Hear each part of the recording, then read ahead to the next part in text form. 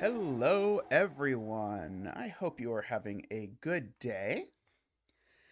We get to start with this puzzle, which should be an interesting adventure.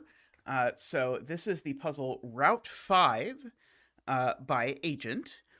The interesting thing about this puzzle is that there are not instructions for this puzzle.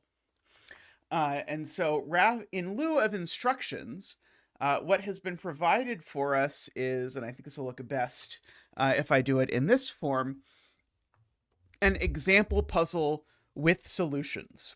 With the solution. So we have to infer what the rules are based on this.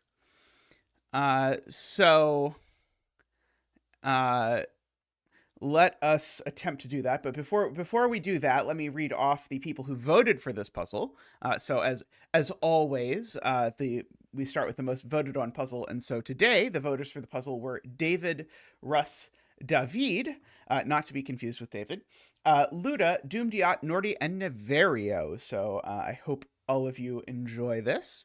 I am looking forward to it. This is exactly the kind of nonsense that I enjoy. It would seem, looking at this, that we're to make a loop that can cross itself. Oh, Tristan, can you hear me? Can you ping the Discord? Chat is informing me that the Discord has not been pinged. Thank you, David. Yeah, so it seems like there are crosses exactly at the pluses, is what I am inferring. MathPesto agrees, and so there are only 2 pluses over here. So all the crossing points seem to be marked. The numbers seem to give the number of gray cells in their direction. However,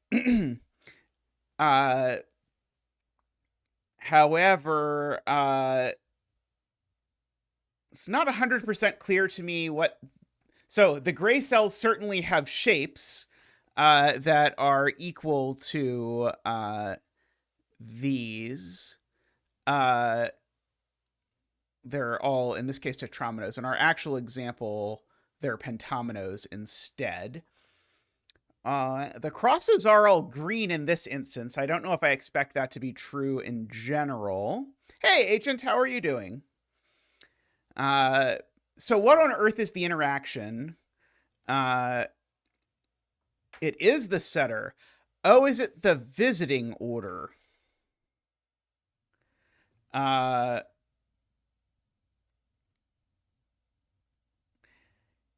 Okay, so if we say this is the first shape, then that's the second visit. And so we're counting, so then the square is the third, and then the tetromino is, this tetromino is the fourth, the tetromino. And then this one is the fifth and the sixth. Notice it's not, the cells are not relevant, I don't think, but it is that. Okay, that seems eminently reasonable. So the one that is visited twice. Okay, so are all arrow cells... Oh, arrow cells seem to be white. So we can sort of mark all of these as... And since I don't have a white, I suppose I'll mark all of these as yellow, just to mark them as that. And I can go ahead and draw my loop through these cells. Like that, and that, and that.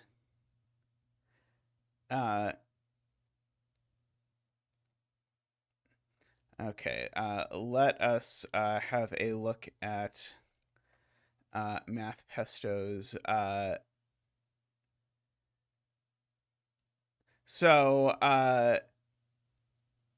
That is interesting, actually. What MathPesto says actually points out that we don't fully understand the rules. Because what MathPesto points out is that this would not have a unique solution if we had fully articulated the rules, because this omino here could bend this way and up and over. And if it did that, then that would be a second solution, whereas we're specifically told that the example has a unique solution. So that means we are missing a rule of some description. I don't know what the rule is. No turning inside shapes. Tristan has it. Yeah, no turning inside shapes. I think that is it. Okay, I'm going to...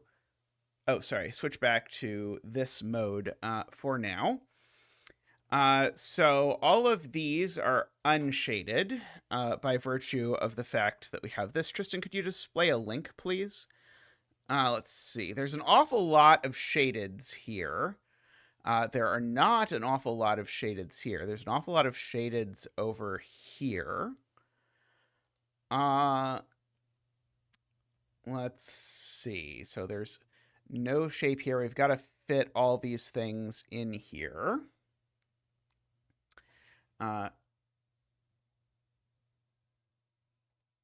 Yes, this cell is definitely shaded because of the way the 2 and the 1 interact. There's only one shaded cell here, but there's 2 shaded cells in this direction, so this is always shaded.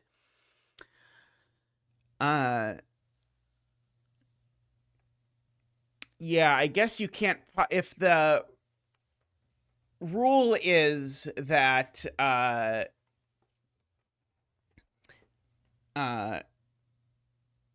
If the rule is that it can only visit each shape, or can only go straight through a shape, then we can't have a cross inside a shape without visiting the shape twice. And you can actually see we are given none of the shapes are visited twice, even though in the example puzzle they were. So yeah, so I think we can mark all of those as unshaded. Yes, this clue seems suggestive. That there could be some sort of omino thing happening here.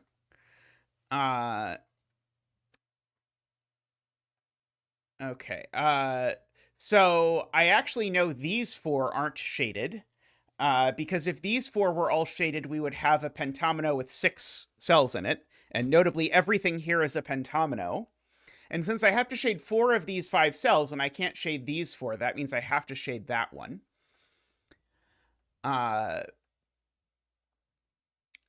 Let's see. Is there any way? Yeah, I can't shade these. Now I need to shade 3 of these 4, and it can't be these 3. Because if it's these 3, now I've again created an omino that's too big. So that's always shaded. And they are allowed to touch diagonally, right? We have express examples of them touching diagonally. The greens aren't connected or anything like that. So we've got that. Let's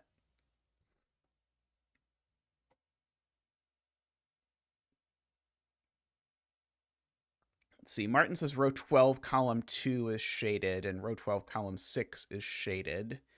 I don't think I understand why yet. Let's see. Oh, in the example, they're rotated but not reflected. Oh, that's interesting. Yeah, I guess there's only 2 of them that can be that.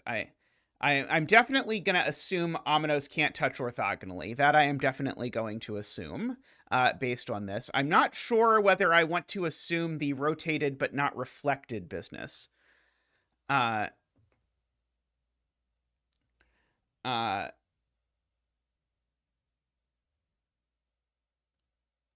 do you mean by the second 4 shadeds?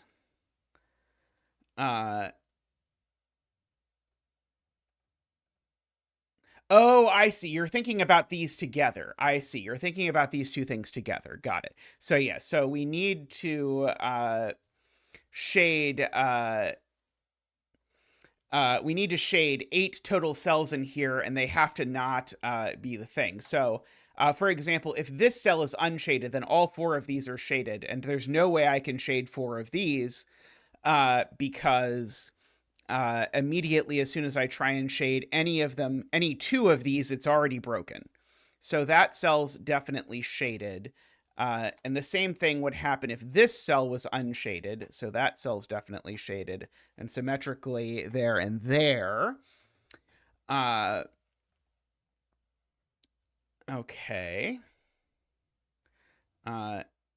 If that's unshaded, does it break? Because then those are shaded. I don't know if that works either, actually. I think if this is unshaded, it also rapidly breaks. Although I kind of feel like I'm proving that this needs to be 2 P's, and I don't have 2 P's. Let's just bifurcation marker this so that I can see why this is wrong in my head. Because it feels to me like if this is unshaded, then of course these two are shaded. And now I can't shade both of these, so I have to shade this one. Oh, I could shade that one and that one. Okay, that would be fine. Yeah, that would be fine. Never mind. Okay, I see the problem now. 4 plus 4 isn't 10. That's the problem. Hey, glop glop. Now, is this one special because it's up against the yellow? If this is unshaded, I don't think so, but maybe.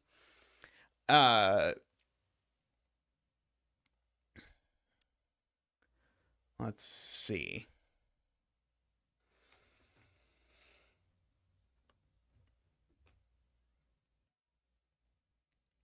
Let's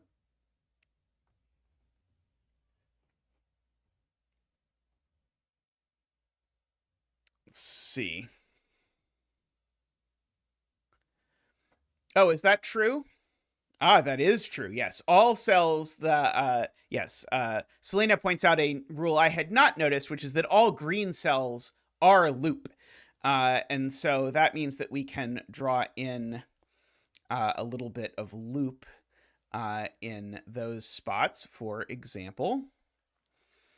And actually, we know these connect, because if these don't connect, then they enter this omino twice. And we know that none of the ominos here are entered twice. So we can actually do that.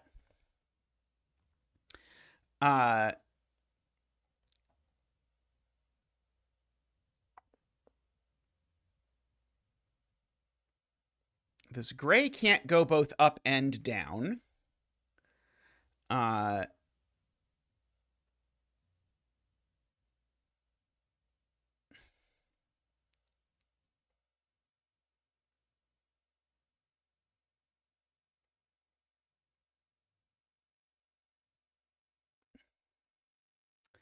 I don't see that without something complicated, Martin.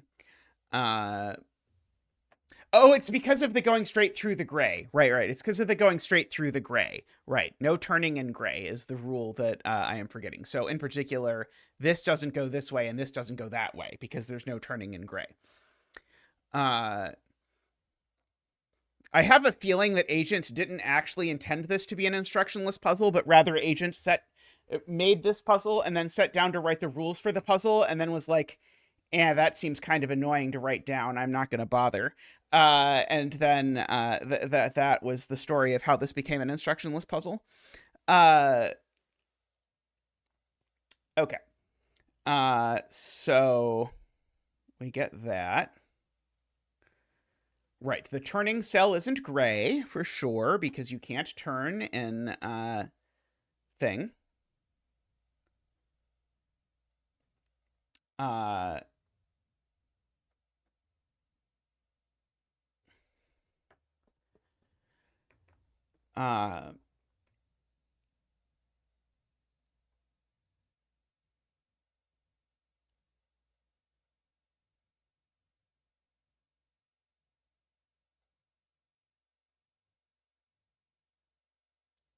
I'm not sure. It strikes me as very likely, Soter, that this has to be a P, but I'm not 100% sure.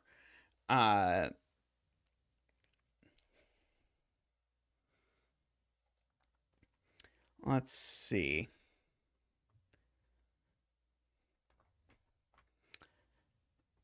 Yeah, that was sort of what I was thinking. Selena, but I was hoping we could get like just a little bit more down here before having to do a fully general proof that this needs to have a P in it. Uh,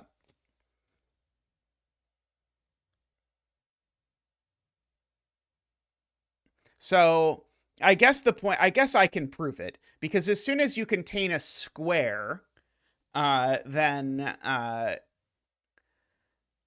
then you are a P, right? And so if either these two are both shaded or these two are both shaded, then it definitely contains a P.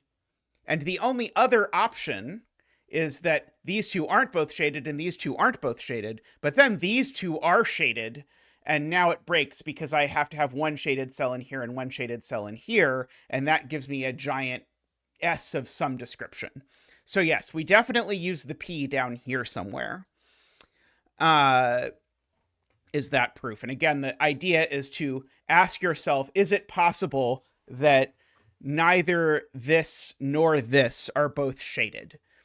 And so I think that gives you a fairly case checky proof of this thing that I feared was going to be pretty ugly.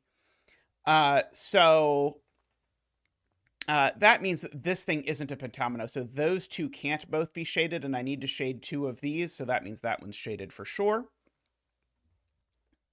Likewise, if I shade this one, it just has to be a P because the only thing that the only pentomino that contains a square is a P. So in fact, actually, you get that that's unshaded and that's shaded just to make it there.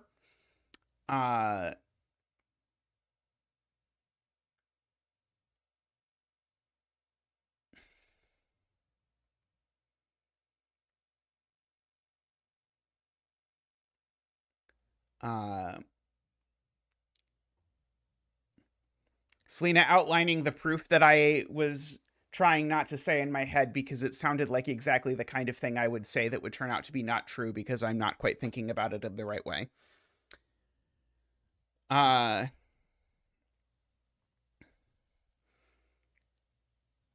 So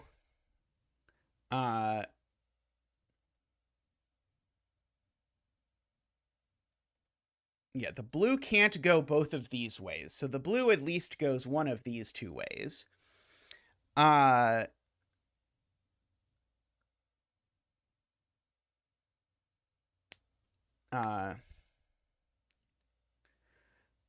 This this could be gray, but only if it's connected to that. So that's oh, right. We can't we have to go straight in gray. So we definitely can't go this way, and so we always go up because if I take both of these two paths, then I've entered the same omino twice, which does not happen. So this always goes up.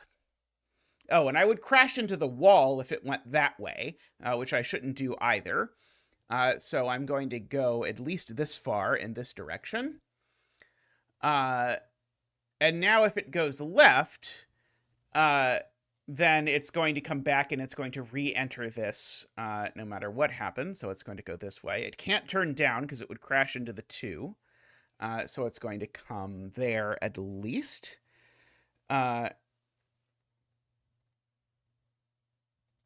Let's see. Emma points out this cell now has to be blue because there's a turn in it.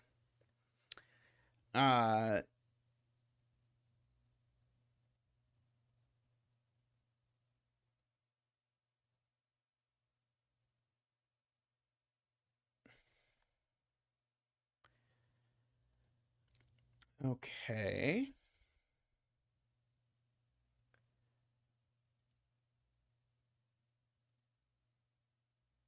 Right. This has to be gray, Emma points out, because everything that is not gray is part of the loop. So this has to be gray. And so this is either the 4 or the 11. Those are the two options.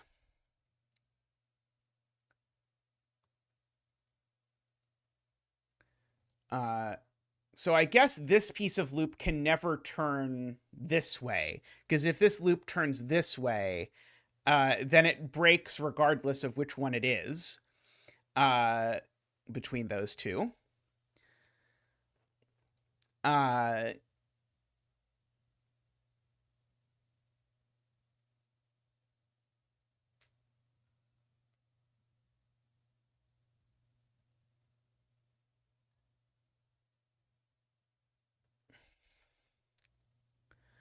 uh,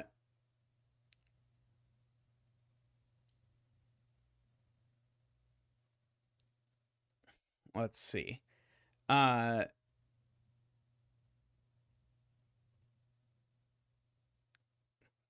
trying to understand Emma's point, but I don't yet. Uh,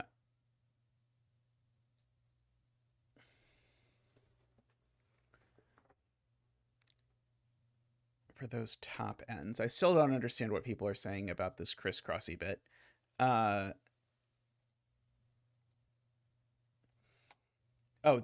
I see. So the point is these are both gray. Or sorry, these are both blue, because if they were gray, it would crash into the wall. I think that's what everyone is saying. And so now this can't be gray because it would not have size 5, so it's not gray, and so we get this. Got it.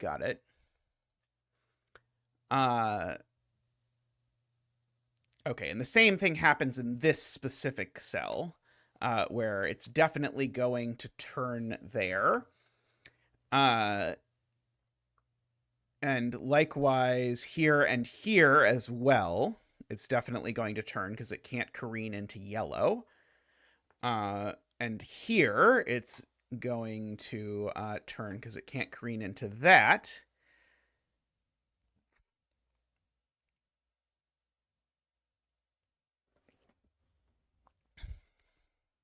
Okay.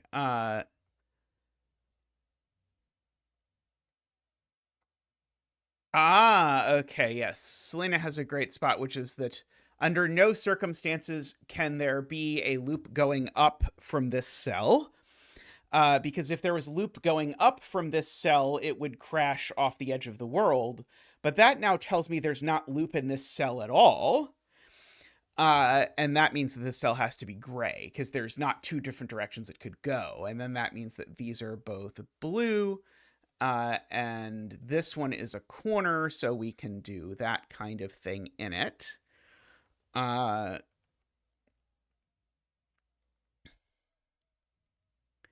For what it is worth. Let's see.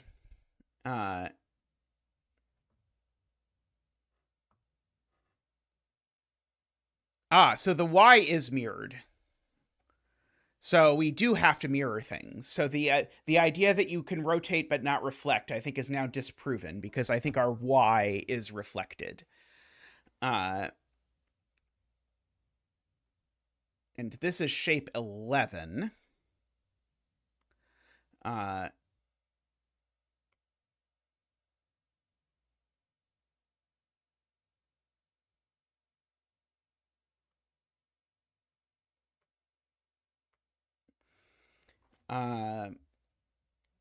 Makes it seem quite likely that this is either going to be a Z or an X. Can't be an X. I think it can quite easily be a Z.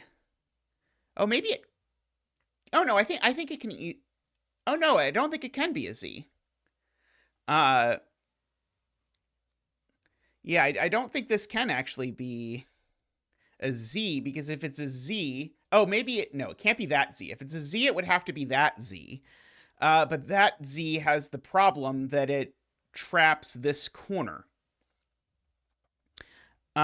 So it's not a Z. And so that means this does not go from here into this omino, because the only things that omino 11, by the way, I'll go ahead and I'll mark off that this is omino 11. The only things that this can go to are those two, and so it doesn't go to this. So that means that both of these are blue, and it means that my blue keeps going, actually. Oh, and in fact, so the loop then goes through here. This still has to be blue. And so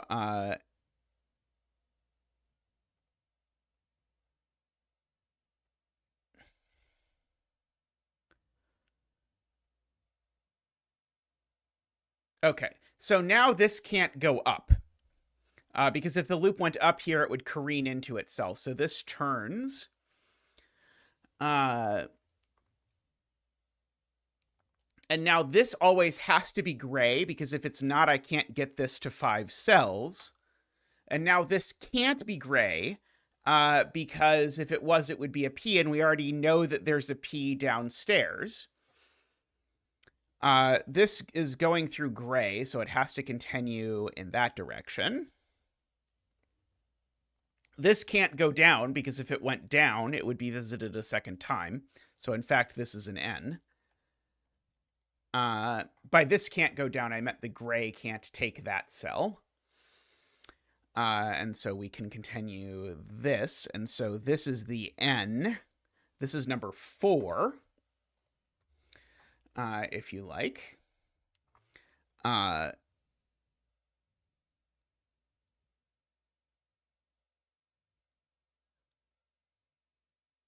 Okay, and we don't... Oh, sorry, no, I was going to say something nonsensical.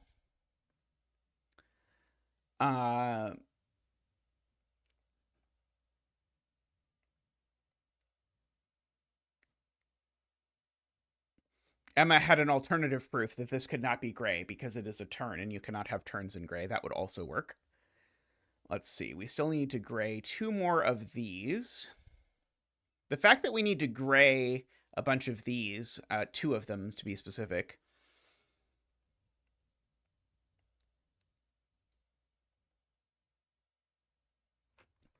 Okay. So Selena is noting this can't be gray, because if it was gray, again, it would connect to the 11, so it would be the 10 or the 12.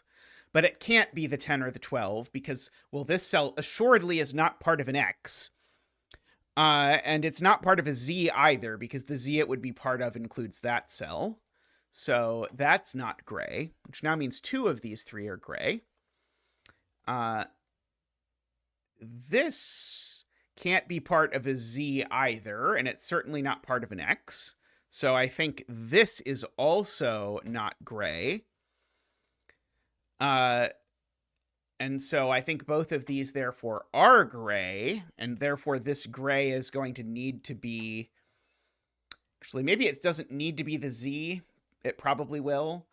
This needs to go here, though, for sure. And it can't connect across this, because that would be doing exactly the thing that we're trying to avoid by doing this. So this turns, which makes that blue.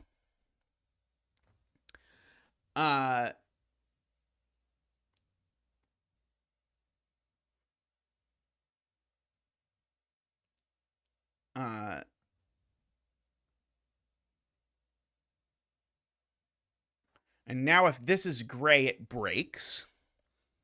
Because if this is gray, then this needs to be an X or a Z, and it can be neither.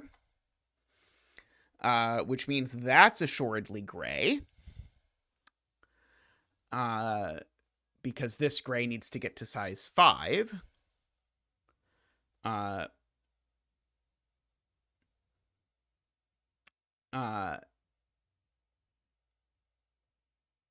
If this continues in here, we have a problem, because if this continues into here, then again, it forces this to be this Z, but that doesn't work because this is I mean, I guess here's the easiest way to do this. This isn't gray, because if this is gray, then we'd shoot off the end of the world. So let's do that first, and then we know that this is gray, and now we know this is absolutely not... In fact, we know what this is. It's got to be a W, actually, because we already have an N, so this can't be gray, and so the only cell that can be gray is that one. And so we get that, and this can't go into this because that's the wrong shape. oops, I went too many cells there. W is number 9.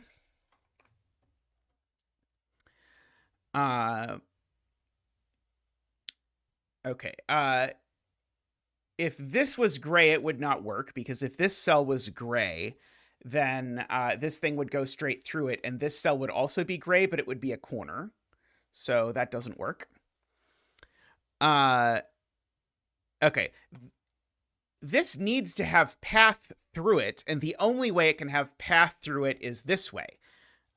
Because every other way would result in death, I believe. So I think this has to turn here just to avoid death. That will go down like that, which will make this blue because it's a corner.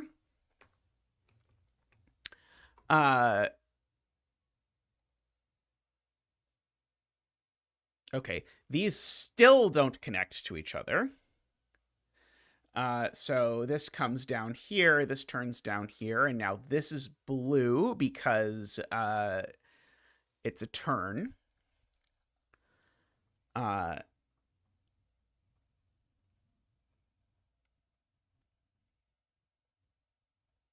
Okay, this can't be gray for the somewhat... Oh, maybe it can, actually. Maybe it can be gray and be one of these things. I don't know that I can disprove that immediately. I probably could if I worked for it, but I definitely don't need to. Oh, yes. There's only one gray in here. There we go. That's an easier way to do it. There's only one gray in this column. So therefore, that cell surely isn't gray, because it would definitely require that one to be gray. And this one isn't gray because it would surely require that one to be gray. So those aren't gray, and that means immediately that one isn't. Which gets me to look like that. And now this has to go like this. This has to go like this.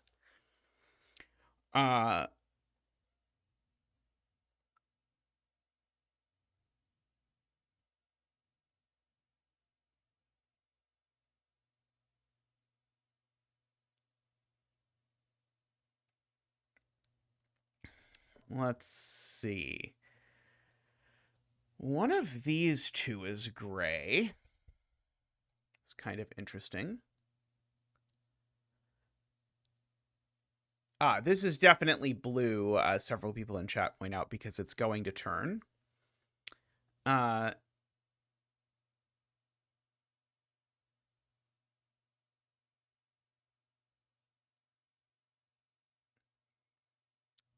Yeah, people want me to direct my attention back here. I just haven't looked back at this part of the puzzle for a while. This can't be gray, because if it was gray, it would have to be an X or a Z. If it was a Z, it breaks more or less immediately, and if it was an X, it also breaks more or less immediately, because it'll be visited more than once. So that's definitely not gray. And also, oh yeah, sorry, that doesn't quite tell me what's going on there, does it?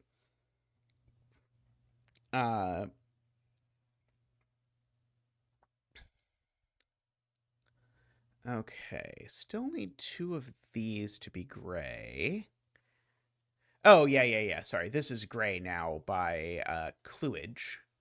So that is also gray. Sorry, let me put the right color. There we go. Okay, and now this is next to the 4, and it's not a P, so this has to be the 3. Because the P we know is down here somewhere. Yeah, so this thing, and it can't be shaped like that. So if this was gray, it would definitely look like that, and that doesn't work because it's visited twice.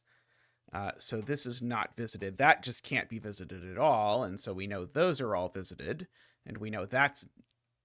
Or sorry, by visited, I mean those are all part of the L, and this is definitely not part of the L. And this slides straight down. Neither of these can be shaded. This, David points out, turns like that.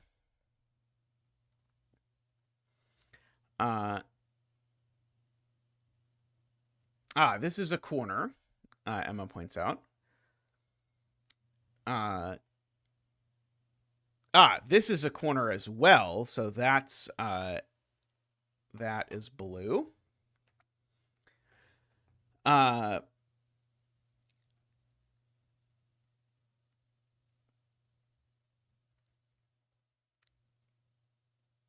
Let's see. So Tyr points out this can only be I or V now. Yeah, so if this did not go, if this cell was blue, what would this be? Do I know for sure it's not U? I feel like U might still be possible for this thing. Would be the only way that I could maybe see this working.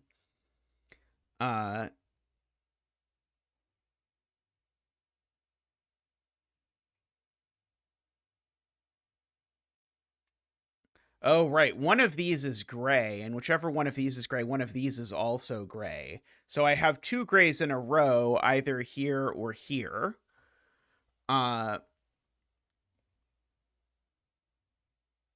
So these are both blue no matter what, is the point, because of these two upward pointing ones. Because whichever of these is gray, it needs to get out, and it gets out through this column.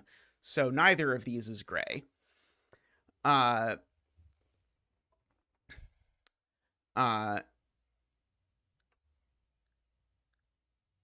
If those are both gray, then this ends up being gray. If these are both gray, then this ends up being gray. So this cell's always gray, no matter what.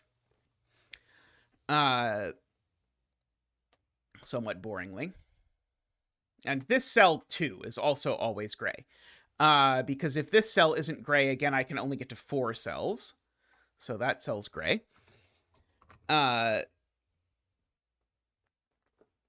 So this, of course, surely does not go into there.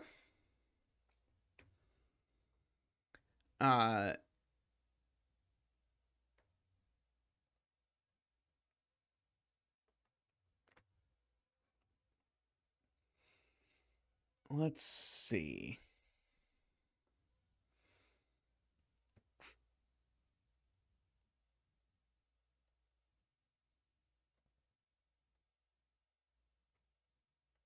I think this loop can't go down. I think if this loop goes down, I think it kills this.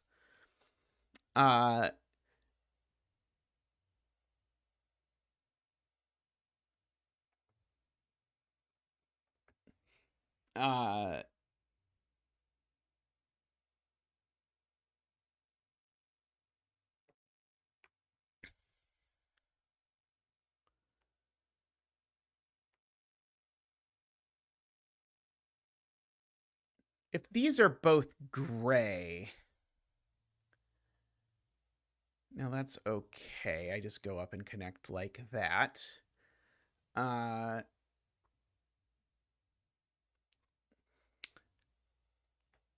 If these are both gray, then it's assuredly a V.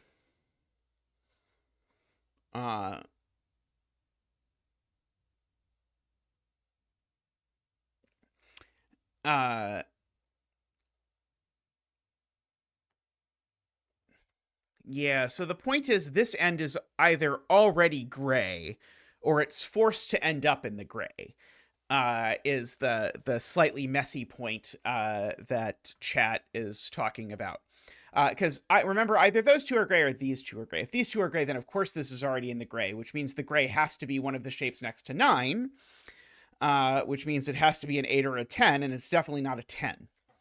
The other universe is that these two are gray, so now I have a gray shape that looks like this, and now the question is, where is this end going? And the answer is, well, it's definitely going... In fact, actually, you can force it has to go this way, but in any event, it certainly can't avoid this entirely, and so the point is, this is always a V. For whatever that is worth.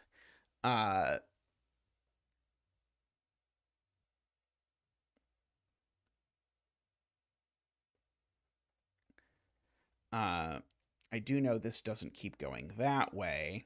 I have a feeling that if this turns up, I get an odd number of loop ends in a place I'm not supposed to have an odd number of loop ends. Because if this turns up, then yeah, I think that doesn't work. Uh, uh, because yeah, if this turns up, I do have these 3 loop ends, and I can't get any of them out. Oh, sorry. No, I could get this one out through there. Never mind. Maybe that would actually be okay. I think that would have resulted in a gray that was visited twice, though. I see the problem. So we know this is a V, and it can't be this V because of this cell is actually the problem.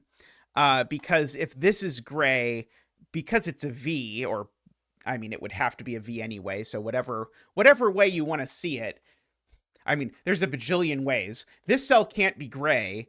If it was, this cell's unvisitable, and so it would be gray. And now this cell's unvisitable, so it would be gray. And now we've got too many ominoes. So even without knowing what shape it is, this cell can't possibly be gray, funnily enough. And so that gives us our shape like that. But we do, in fact, know that this is a V, so it has to look like that. And so this comes down through there. This is a corner now. This goes down through there. This turns this way. This is not gray because it's a turn. And this is the 8. Well, this assuredly keeps going like that, at the very least.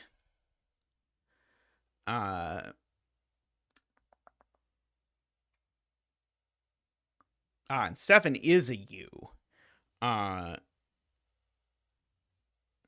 So we could be doing the U here. It does mean this definitely isn't gray, because the next thing we go from 9 to 8 is a U. There's no way this is a U.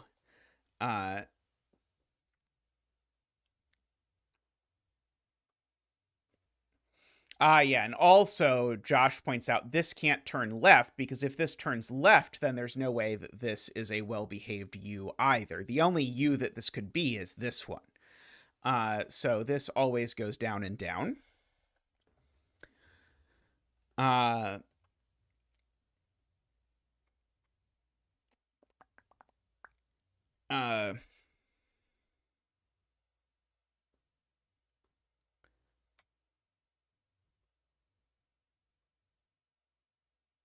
Okay, only one of all of these is gray.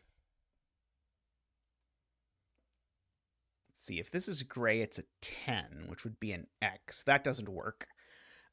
So this cell, if you look at it, goes from the 8 through the 9 through here. So if this is gray, it would have to be an X. However, if it were an X, the only X it could be is that one, which would crash into the 3, in addition to breaking the 3 also.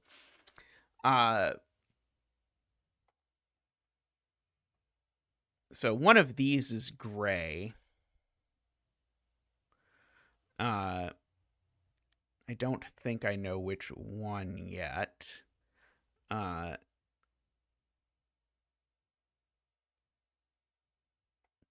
that's gray, it makes that gray. I'm trying to see if there's an easy reason why that doesn't work.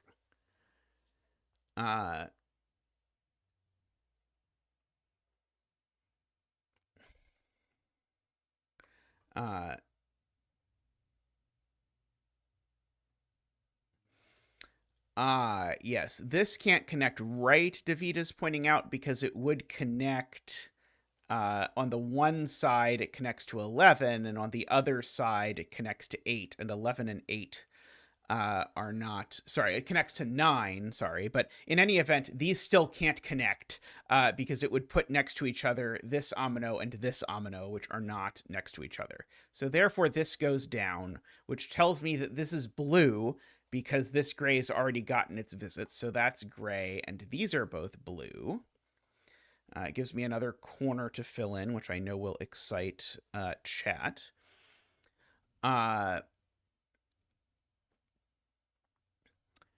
Okay, so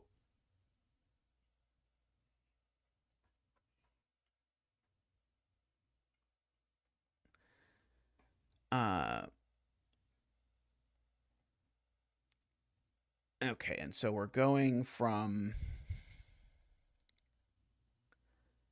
Yeah, so we really want there to be a 10 to connect these two things, I guess, is what we're hoping for. Uh, uh,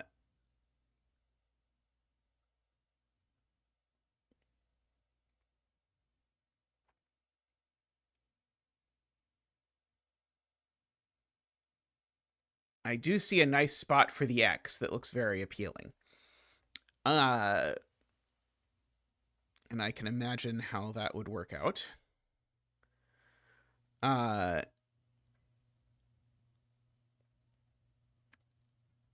I agree.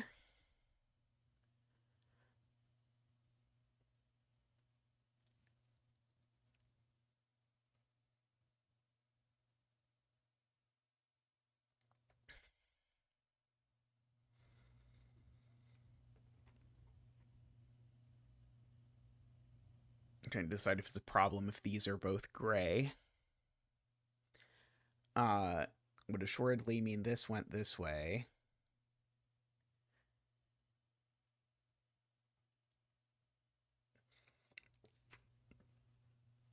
Would mean that, yeah, I think probably if I tried, I could force it, but I don't really want to try that hard at the moment if I can avoid it. Uh, this is either gray or a corner. Uh,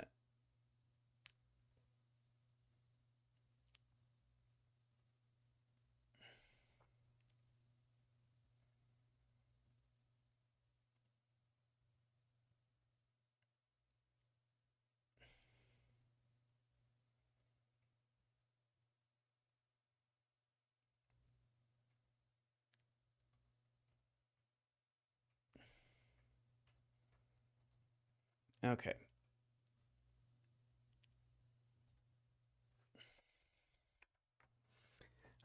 This is right. So, we know we go from 3 to 4 to 5, and 5 is a P. So this is blue, is Josh's point, which is very good.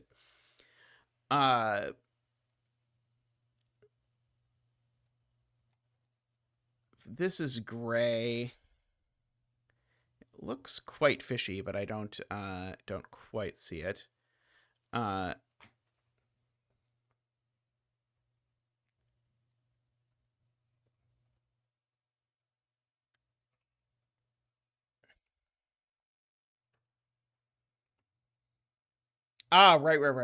right. Yes.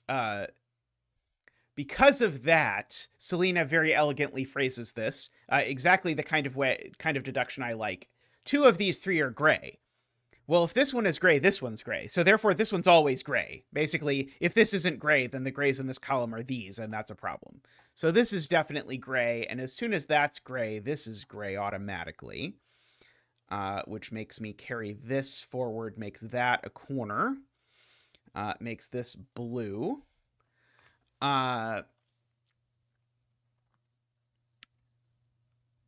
Okay, so this can't be gray because if this were gray, it would be entered twice. We don't want that. So that means that's definitely gray. So this definitely continues again. Now we're really running out of options. What could this possibly be? Is there anything? Oh, it could be a Z. It's going to have to be a Z. I'm almost positive. Because it can't be an I. Yeah, and as soon as this is gray, the only options left are things we've already used. Namely, if this is gray, or I. If this is gray, it breaks, because if this is gray, then it's either an I, which has a turn in it, which doesn't work, or it's an L or a Y, both of which we've used. So that is, in fact, blue.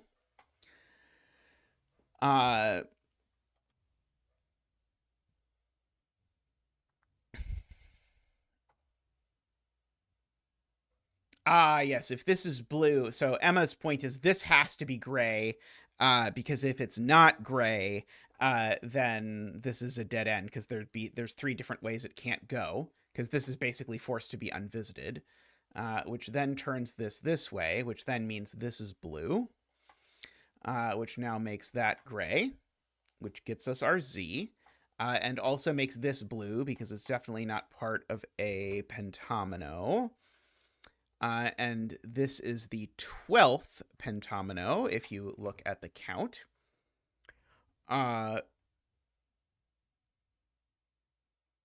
Okay, so that sure makes it look like these are going to connect. And in fact, they definitely do, because the other option, if these connect, then I connect the 12 to the 3. And I can't connect the 12 to the 3, right? Because I would go 12 into 4. Sorry, I'd connect the 12 to the 4. I can't connect the 12 to the 4. So I have to connect that direction, only because the other direction doesn't work. But this does have the nice bonus that it connects the 12 to the 11, which sounds more pleasant. So this goes this way. Okay, 3, 4, yeah. The next gray thing after this is a P, as Josh has kept an eye on. So we go from the 3 to the 4 to the P, and again, we know the P is down here, so this is definitely not gray. This, Emma is pointing out, is a corner. These two, again, I cannot join because that would still be connecting a 12 back to a 4. So that does not work. And I still can't connect these because it would be connecting the 12 back to the 4. Again, this end is still searching for that P, so these are definitely blue.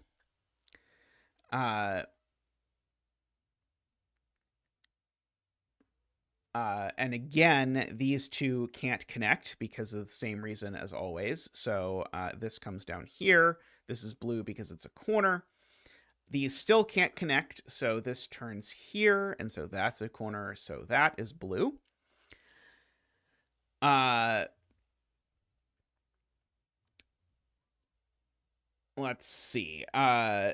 This being gray would create all kinds of problems, not least of which is that I would end up connecting to this before I was supposed to get to the P. This can't be gray because if it was, it would be a P. And so that means all of these are blue because now we just can't fit a pentomino there at all.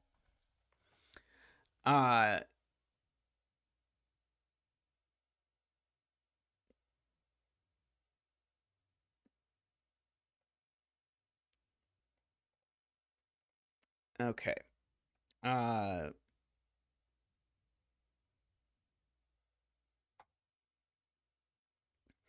Let's see.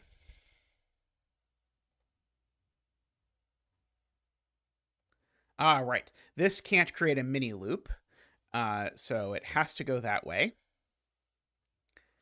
is Martin's point. I do know one of these two is shaded for what it's worth. Interestingly, the next shaded cell in this direction is an I, which I think is going to possibly go here. Oh, no, it can't go there. That doesn't actually work. Maybe in some convoluted way. No, I don't think it does.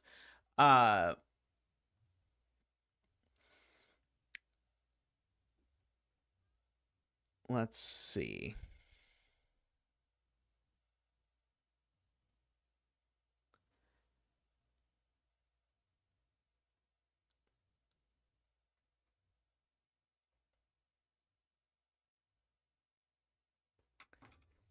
I'm inspecting whether I believe this cell can be gray, and the answer might be yes.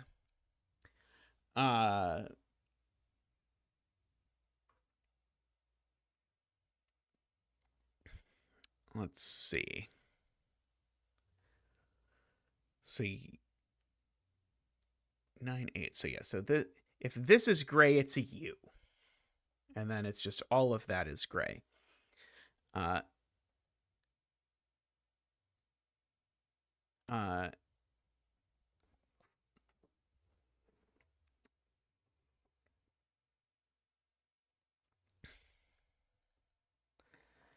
let's see. I'm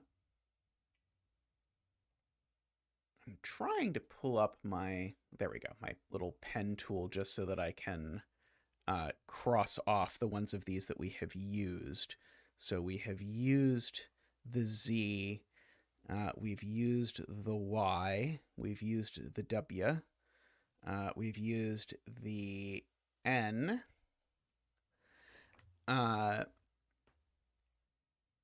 we've used the V, and we've used the L, just so that I can keep track of that, and that you can also see it.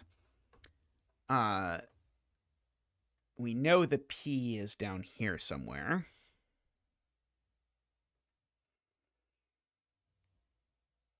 And if these two things have to connect, then we know it's a P connecting to a T, but I'm not 100% sure that I can prove that, but I probably can if I really try, but I don't really want to try if I can avoid it, but I bet it looks like, yeah, I don't know.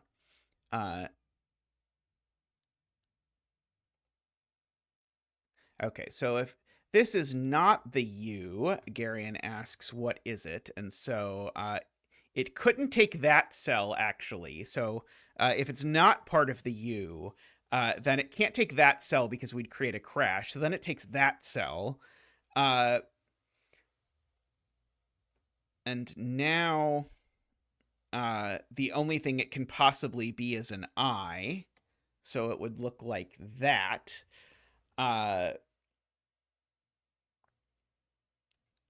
Which is the next thing after something. It's the next thing after the 3. I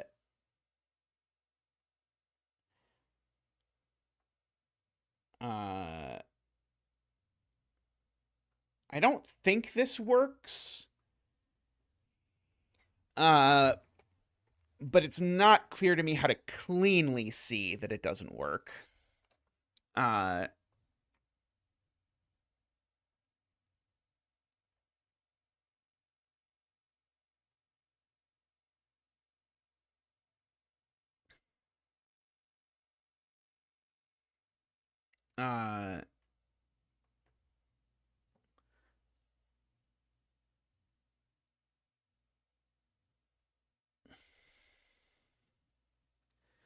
uh,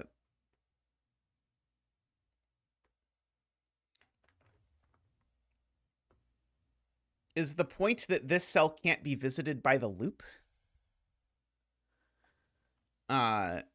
Or that this cell can't be visited by the loop or something? Just looking at Agent's question about how the loop is going to make it through these.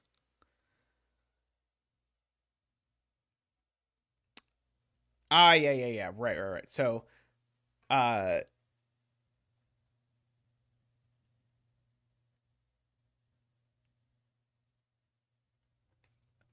so if you try and move horizontally through here, you end up dead, is the point, because you move horizontally in either direction, everything else is gray, and you have nowhere to stop before corralling into the end. So the only way the two pentominoes that we know here, the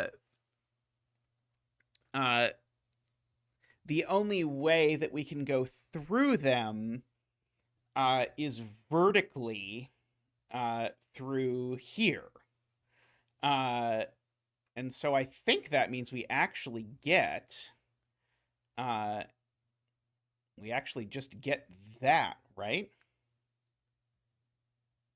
Am I crazy? Or is that correct? Oh, sorry, it's not true.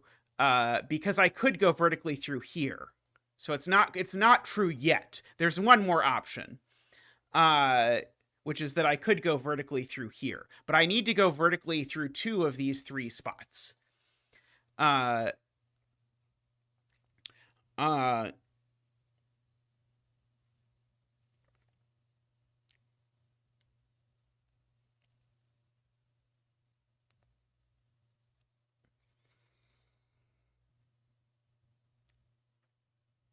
So yeah, so both of these are gray is the point, because now we've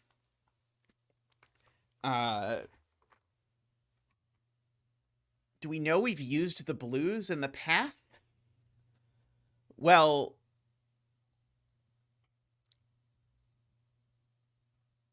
I guess the point is just if this is blue, it rapidly breaks, because if this is blue, then it's a corner. Yeah, so we could have done this earlier. If this is blue, it's a corner, and then this just careens into the wall very rapidly.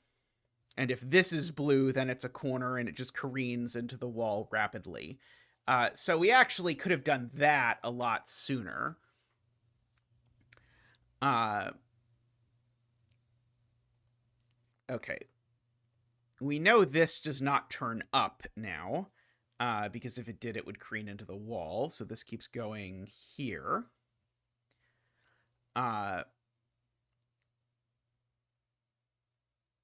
Okay.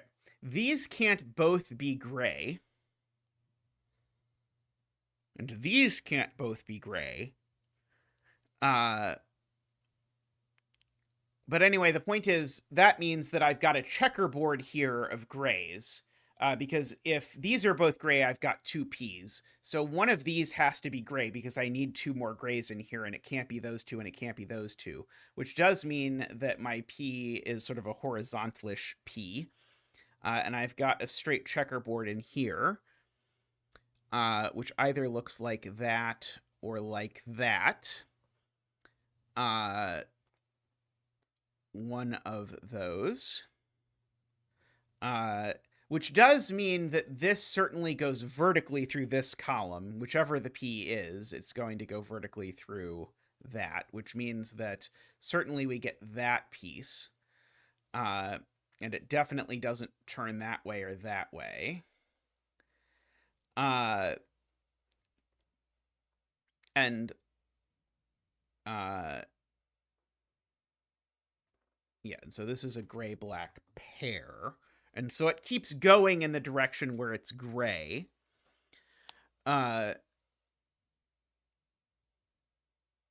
Right, we can never turn this way, because if we turn this way, it just immediately breaks, as previously noted. Right. Yeah, so that's basically what we proved earlier. So that actually keeps going that way, just because as soon as this turns, then we end up with problems. Okay, and so this is blue for sure. Hey, FK, how are you doing?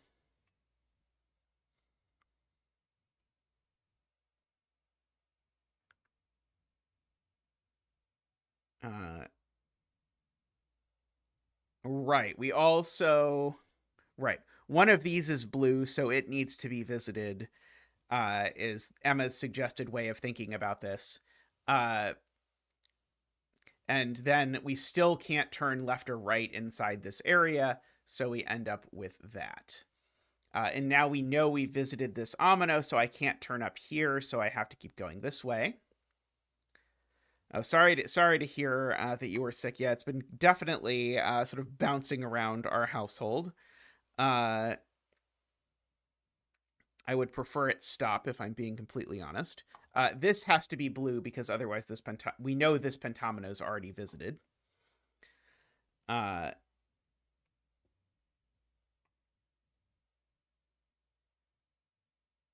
Okay.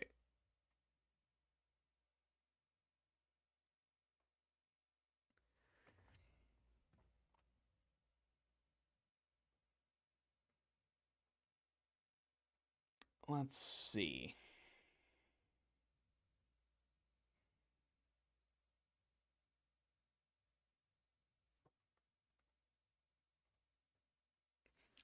If this is blue, Martin points out, then this pentamino has big issues, which is that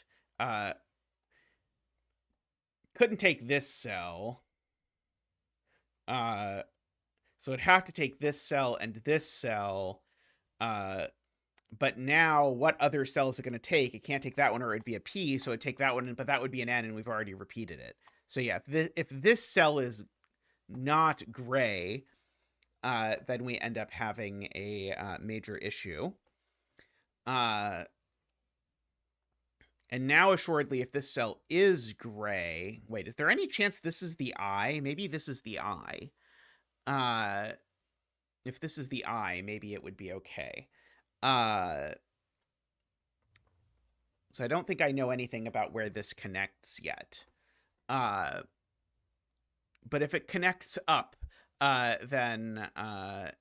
right. I know it has a cell over here, right? One of these two is gray. So this is not an eye. And so this definitely is not gray because of that. Because it would repeat either that shape or that shape if that were gray.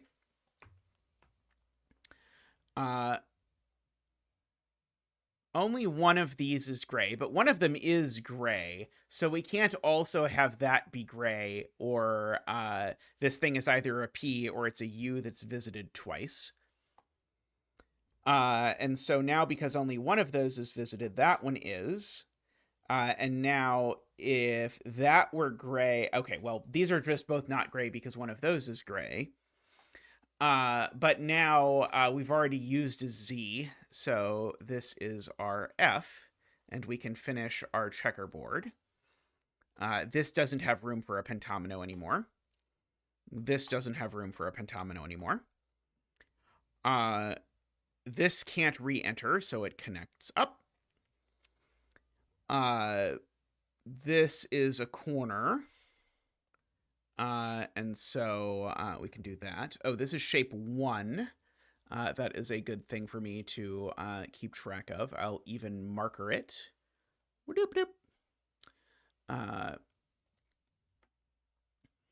Okay. Oh, and the P is shape 5, right? And so I can even marker that. Boop-a-doop.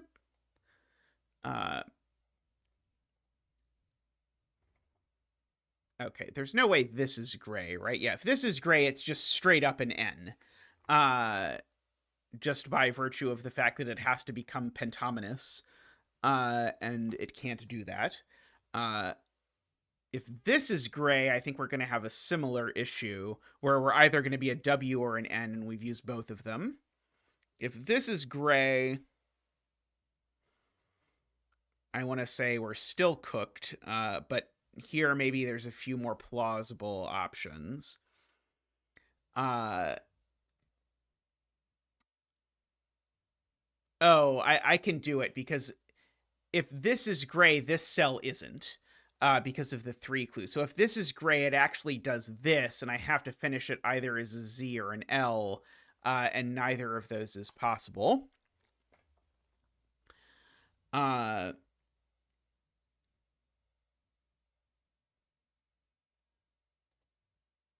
Okay. I can't connect the 1 to the 5, so these two can't connect, because that would connect the 1 to the 5 if you follow through.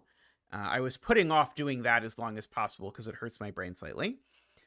Okay, if I connect these two, it also connects the 1 to the 5, so I can't do that either, which means this has to go here and this has to go here. And so now I have the 1 running up through the 12. All makes sense. The 2 is an I, which probably goes here, actually. Let's see. This is the end connecting to the 5. 5 and 3 don't connect, so I can't connect there either. So now this is a corner, so we can fill in that.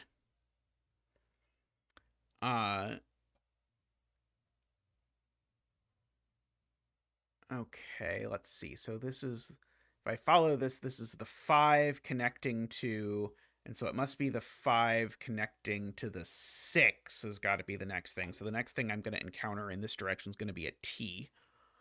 Which could maybe look like that or something.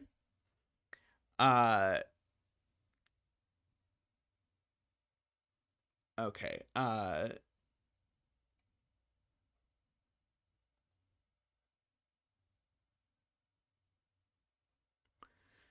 This is gray, that's gray, that's gray.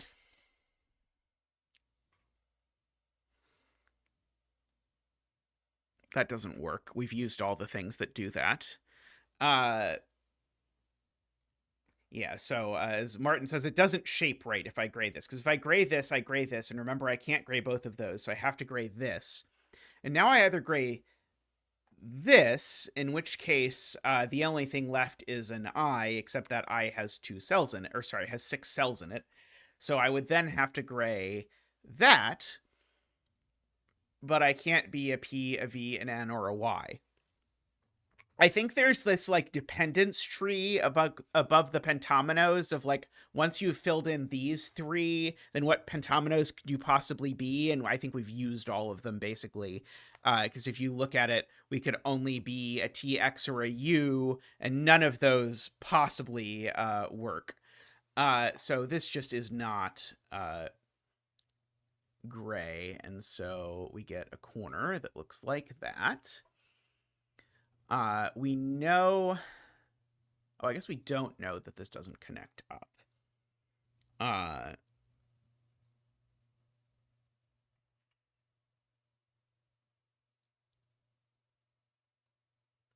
see. Row 10, column 9 must be blue. Do I know for sure it's not this T-shape?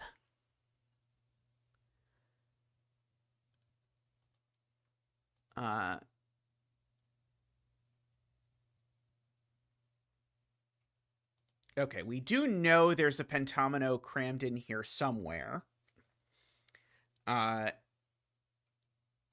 11. Okay, so this, if it touches a pentomino, that pentomino is an X. So this cell can't be gray because it would be an X, and I can't put an X there.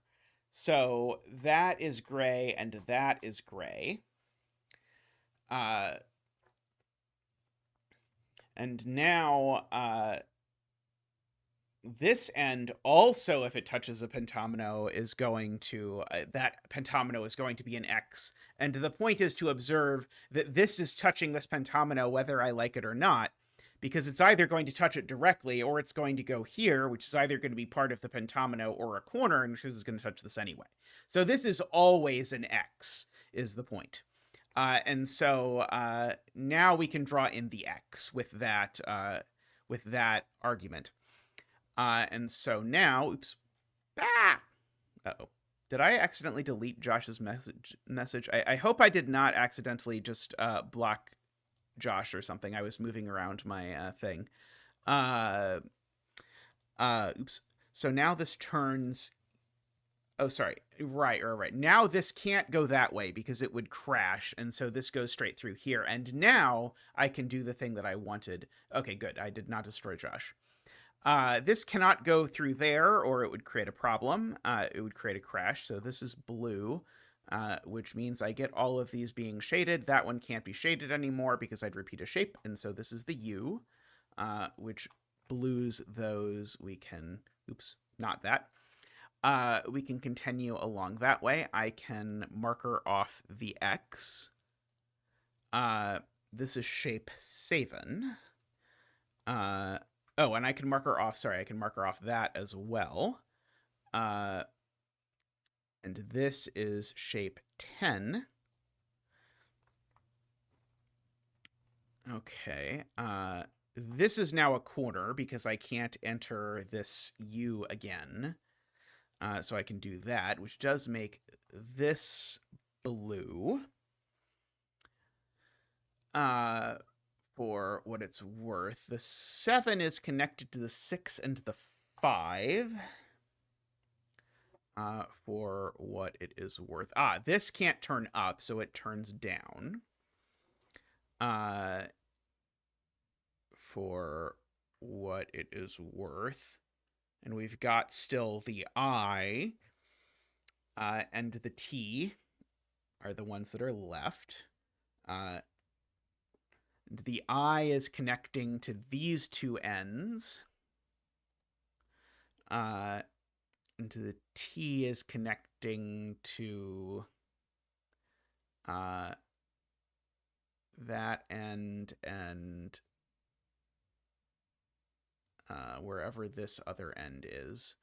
and that end. Uh,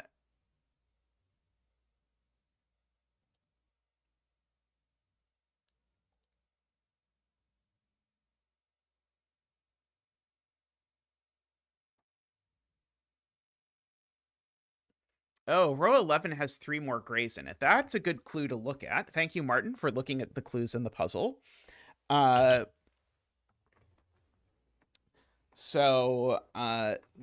3 grays are assuredly one of them is part of a T, because it's not possible that they're all part of the I. And so there's got to be a piece of a T in here somewhere. And if there's a piece of a T in here somewhere, I think that tells me there's no piece of the T as far back as here, right? So I think we can blue all of these cells on the basis of the fact that they're not part of the T that has to be in one of these cells, and they're definitely not part of an I. So I think that gets me at least that piece filled in. Let's see.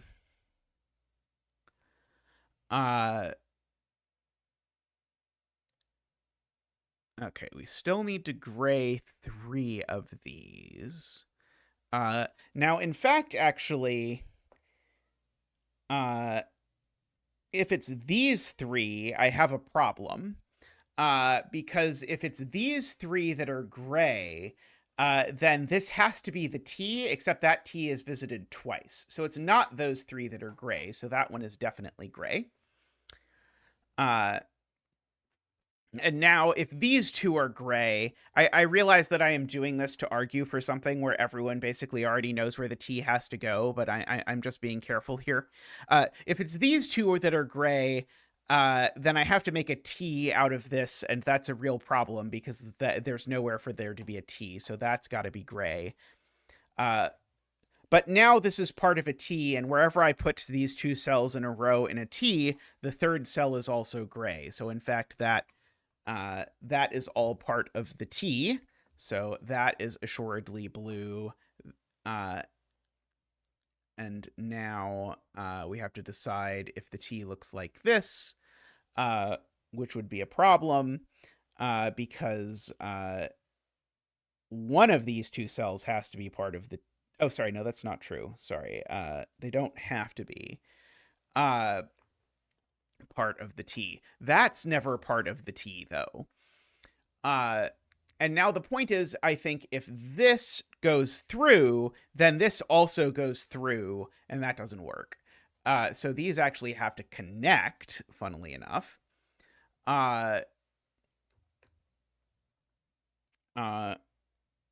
So this either looks like that or like that.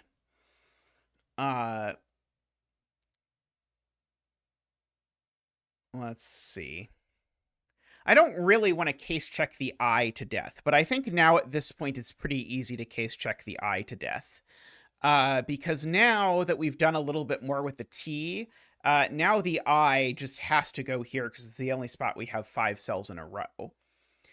And so that is going to make all of those blue. Well, it wasn't easy to case check the I until we'd done a little bit more work on the T. And then it became easy to case check the T, because now that cell can't be blue, or sorry, can't be gray, and so now we do have the T. And so we can do that. Yeah, we needed to do most of the work on the T before we could do the work on the I. And while I was doing work on the T, I figured why not keep going. But there was a point where it made sense to course correct. That's a corner. This is a corner. The rest of cells are blue because there aren't any more of these. I suppose I should go whoop and whoop. And I suppose I should go boop and a boop to make life also better.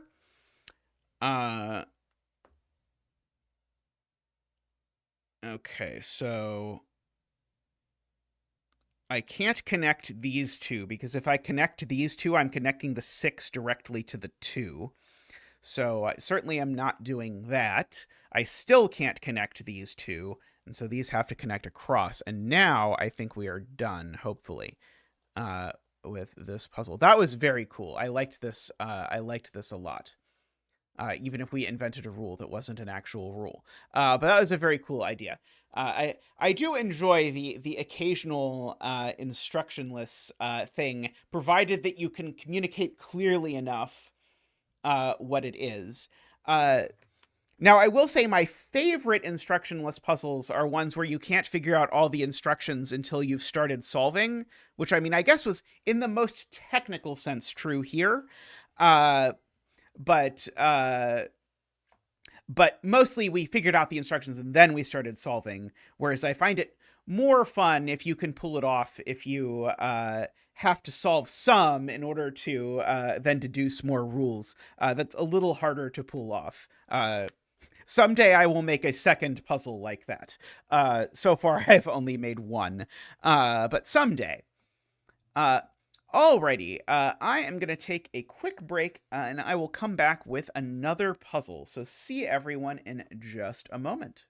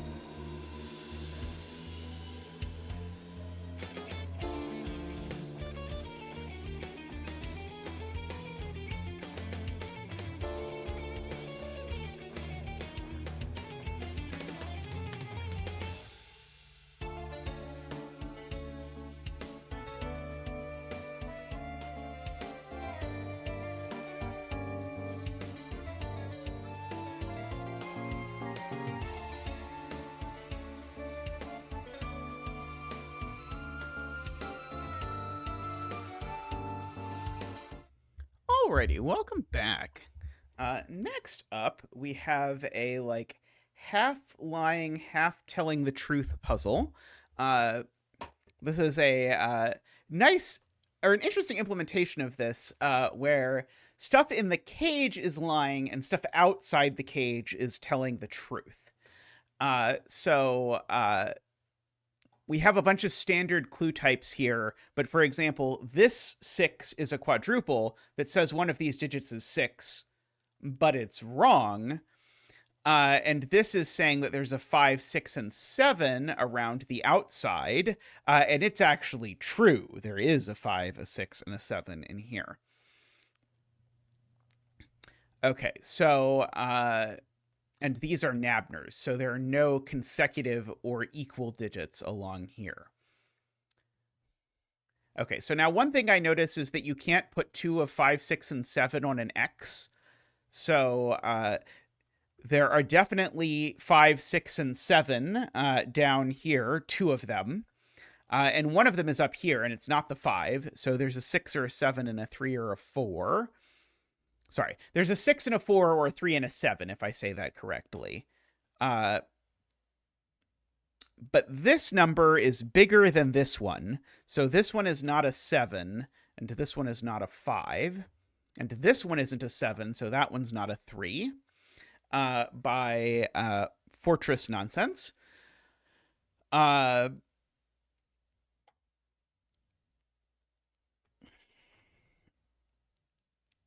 This cell can't be a 6 for a somewhat complicated reason, which is that... okay, never mind. I'll do it the easy way. This cell is a 5 because it's the only place that 5 can go on the quad. I was going to do it the other way, and I was going to do this can't be a 6 because it would rule 6 out of box 4 in a somewhat convoluted way. Oh, that's not even true because the 6 could have gone there. Okay, so my convoluted way wasn't even true. But this is a 5 because it's the only place for a 5. So we can bring out Zach for the 5 dance. Ba-boop-ba-doop. Wah! Ba-doop-ba-doop. Wah! Ba-doop-ba-doop. Wee!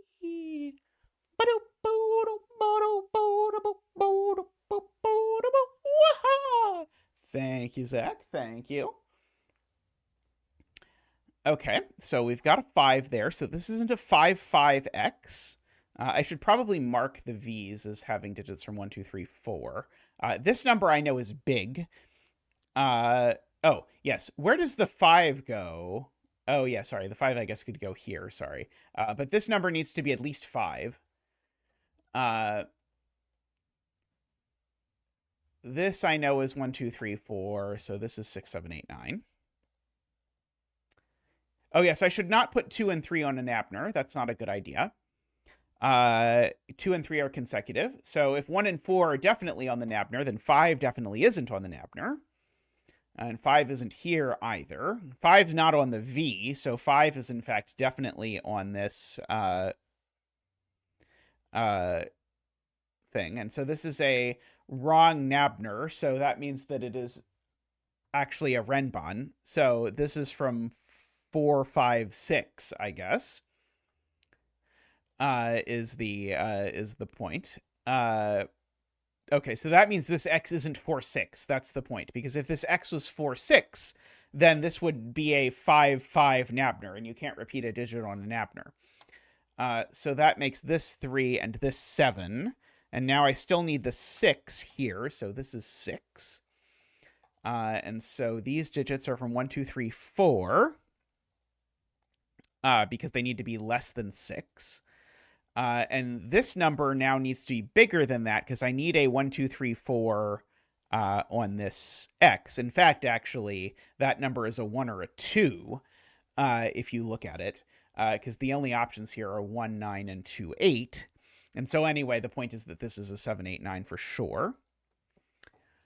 So I've got that. That number seems not to be 7 anymore.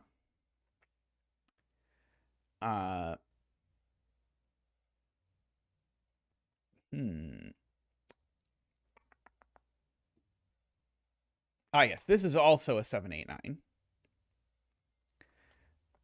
which means this digit is small, because this is not bigger than all the things around it. Sorry, it means this digit is big. Sorry, this digit is big. So this is an 8 or a 9, actually, are the only options. So this isn't an 8 or a 9. Oh, sorry. This is a 7, 8, or 9 because these two need to be consecutive.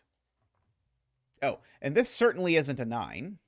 One of these two is a 9. And these two are on a wrong Nabner together, and one of them is a 9, so therefore the other is an 8, because otherwise the Nabner isn't wrong. Which makes that a 7, funnily enough. Let's see. Okay, so the 8 and 9 in this box, by standard quadruple tricks, live in here.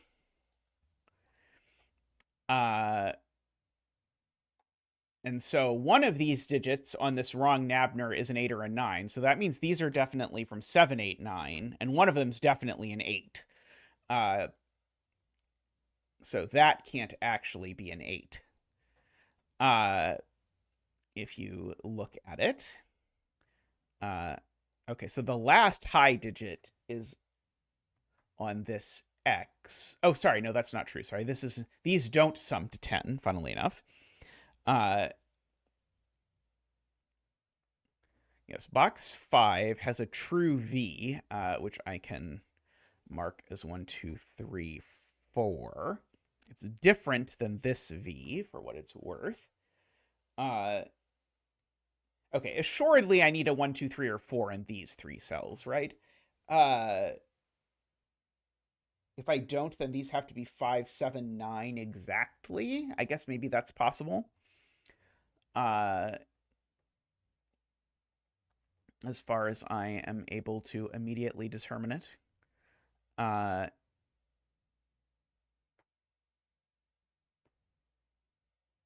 Garion would like me to put an 8, 9 here because you can't put both 8 and 9 on the Nabner. And that gives us an 8, 9 pair here, which means that's not an 8 or a 9, it's a 6 or a 7. And now this is bigger than an 8 or a 9. So that is a 9 and that's an 8, is the only way that works. So we've got that. So this isn't 8 or 9, so this isn't 1 or 2. So we now have this Nabner is coming from only smaller digits. I mean, smallish. The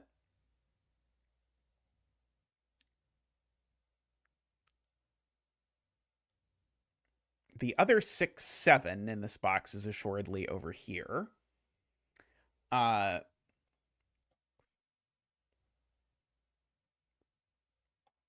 Yes, there's a 1, 4 pair looking up here, making that a 2 or a 3, and making that a 2 or a 3.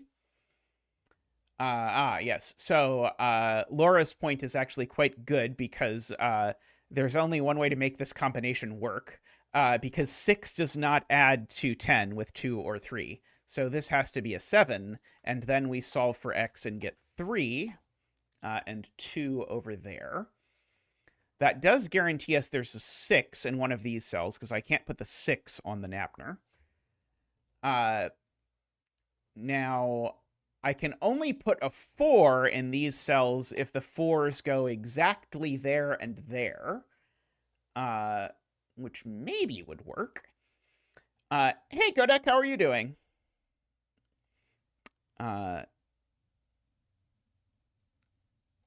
Okay, these are from, just to write it down, 2, 3, 4, 5 are the only options. This one's not 2 or 3. This one's not 3, apparently. And I do have to make sure that I don't mix ways to sum to 5, because I can't break this. This is just an outright quintuple, Martin spots, meaning that the 5 in the quintuple is up here. And so that means there's not a 4 in these cells, which is great. And there's not a 4 here either, or a 5, actually. This cell's just a 6, and these two are consecutive, so that's a 5, and that's a 9.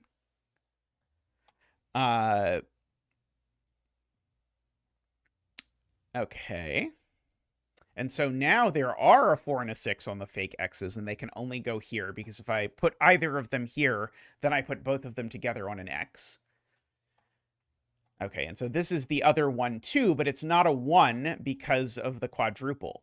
And so the quadruple tells me that the 1 is on the Nabner, and so the 2 isn't.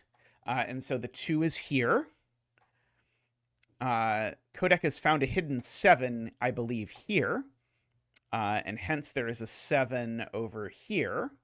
And hence the 6 in this row is in one of these two cells. I could annoyingly go there and be 6, 5. Yes, the 1, 5 looks down. Hey, Mekti. So these are a 2, 3, which now makes this digit just a 4 and a 1. Okay, which seems to fill in those digits. Like that. Wonderful.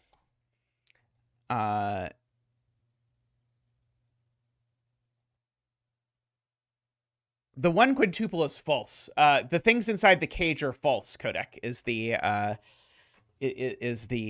rule. So things outside the cage are true, and things inside the cage are false.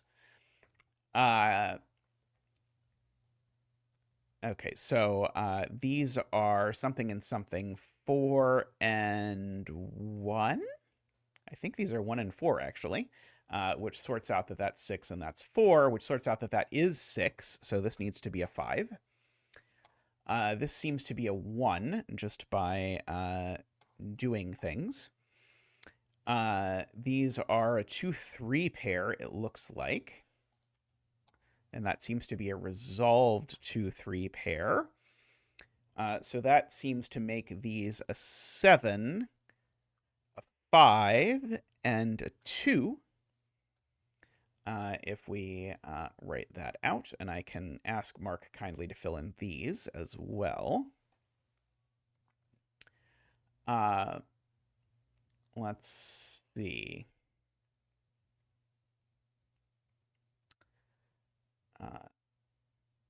I know there's a 3, I guess, in one of those 2 cells. I don't think that really helps me an enormous amount. I do know 6 is vertical now in this box, for what it's worth. What is this cell? It's only 2, 4, or 8. I know that there's a 1, 4 pair in this row, so I should probably fill that in, as well as this box. Okay, those aren't 1 or 4. This isn't 1 or 4. These aren't 1. That one's not 4 either. Okay, so this can't be a 2 because it needs to be consecutive with that, and 1 is gone and 3 is gone, so neither of these things is 2. So 5, 6 seems like a possibility. 8, 9 seems like a possibility. In no world is this 5, and in no world is this 8. So that's actually a 6, 9 pair. So there's no 6, 9s over here. Oh, and there's a 6 quad. Right. There's a 6 quad. Right, so this isn't a 6. So that is a 9 and an 8 and a 6. And that's not a 2. Don't let me fill a 2 in that cell. This is a 7 and an 8. Okay, if one of these are 2 or 3s is 2 or 3, so is the other one. This being 5 doesn't work at all, because if this is a 5, this would need to be 4 or 6, and it can be neither. So in fact, this is a 2, 3. Making that a 2 and a 3, and that a 4, a 2, and a 3, and a 1 and a 4, and a 1 and a 4, and a 5. Good. Oops. I removed a random digit from a cell. My go-to method of accelerating the solution of a puzzle. This is an 8. That seems to be a 1. Okay. All right. So this seems not to be a 2 because that would make the x correct, and the x is incorrect. We can fill in these digits. This seems to be a 1, a 7, and a 2. This seems to not be able to be a 9. So we get that. And we can do our last marketing. Okay, and the last marketing... Oh, oops. This was a true X.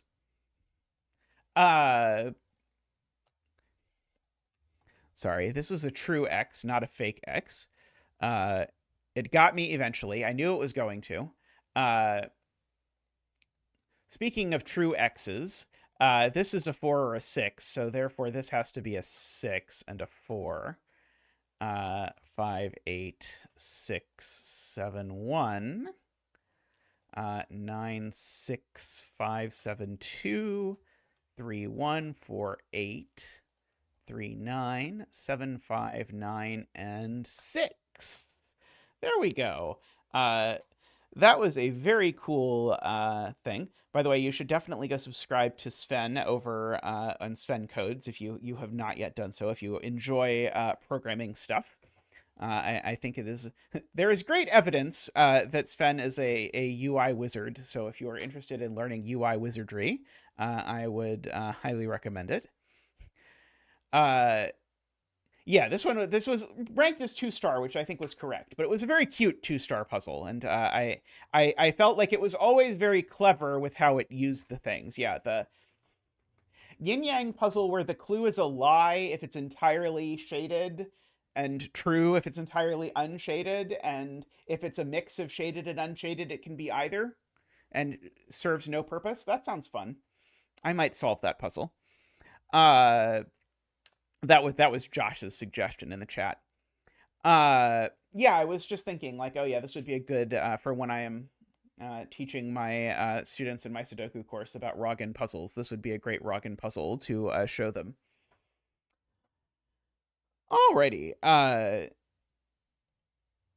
Let us pull up another puzzle.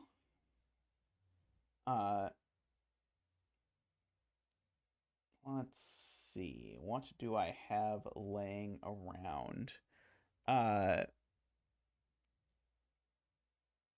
We were thinking a clue wasn't allowed to be mixed. That is that is kinder than what I thought of. Okay, let us do this region sum lines puzzle. It's been a little bit since I have made a region sum lines puzzle. And hasn't everyone made a non-consecutive Renbon?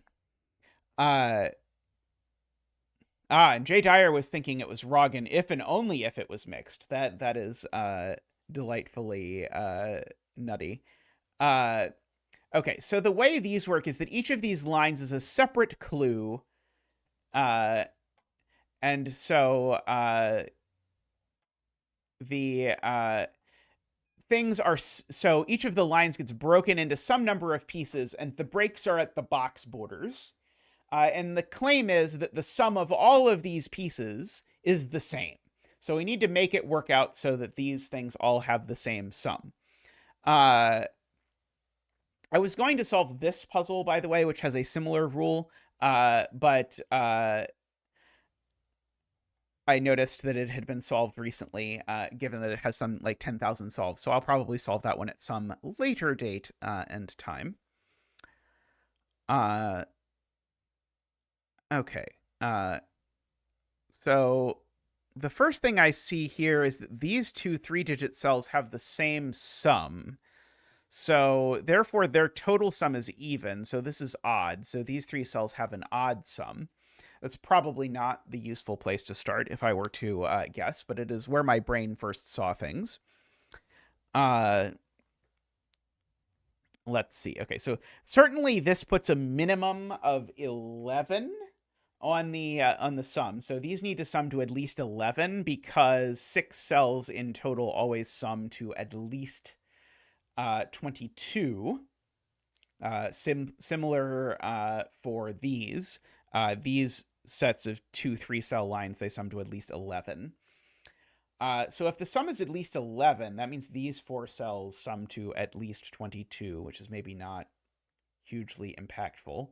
But by the same argument, the same thing is true of like that domino and that domino. Uh,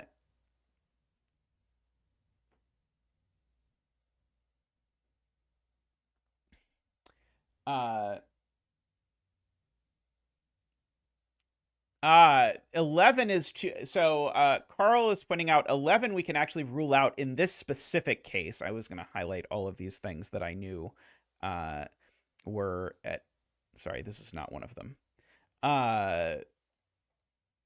Yeah, these are the 2-cell sums that I know are at least 11. This one and this one and that one. But if these are both 11, then that means these sum to 23, but you can only do that as 6, 8, 9, which doesn't work. So in fact, these are actually at least 12.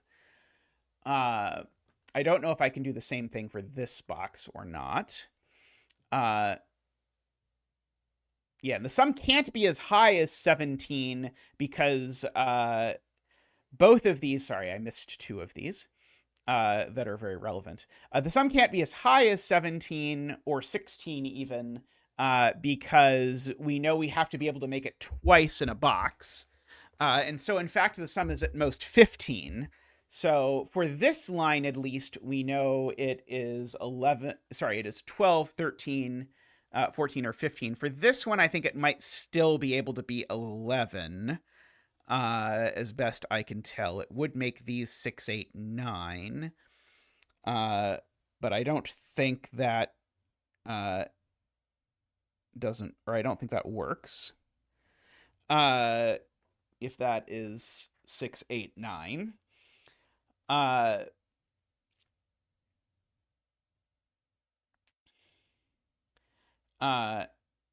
Okay, and so Garion and Jay point out that, in fact, for this line, there need to actually be 3 different ways to make this sum. I seem to recall a Codex 6x6 that involved this exact shape. So in other words, if it were 15, one of these would be 6, 9, and one would be 7, 8, and this one would be nothing. So 14 also only has 2 ways. So in fact, this can only be 12 or 13 are the only 2 options. So these are each 12 or 13 at least. And so if these are 12 or 13, let's see, 12 times 2 is 24. So this sums to either 21 or 21 or 17.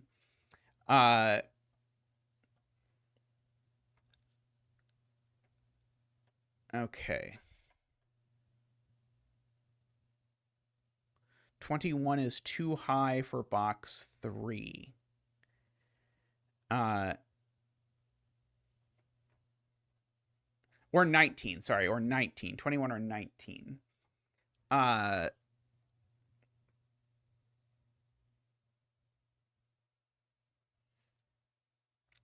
Let's see. I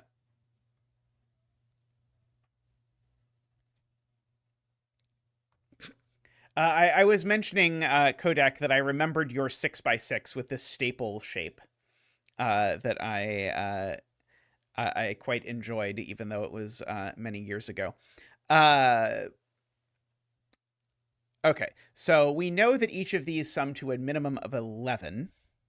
And so Martin's point is that if these each sum to at least 11, then these sum to a minimum of 22, plus 3 is 25. That means the maximum sum of these cells is 20. If you come over here, that means the maximum sum of these cells is now 19, because remember we said these cells sum to an odd number. But conveniently, their minimum is also 19. And so the sum of this line is 19. Let me pull up my little draw a bit. This line's sum is 19. And so that means this sum over here is 13, right? If I did that right. Not 43, 13.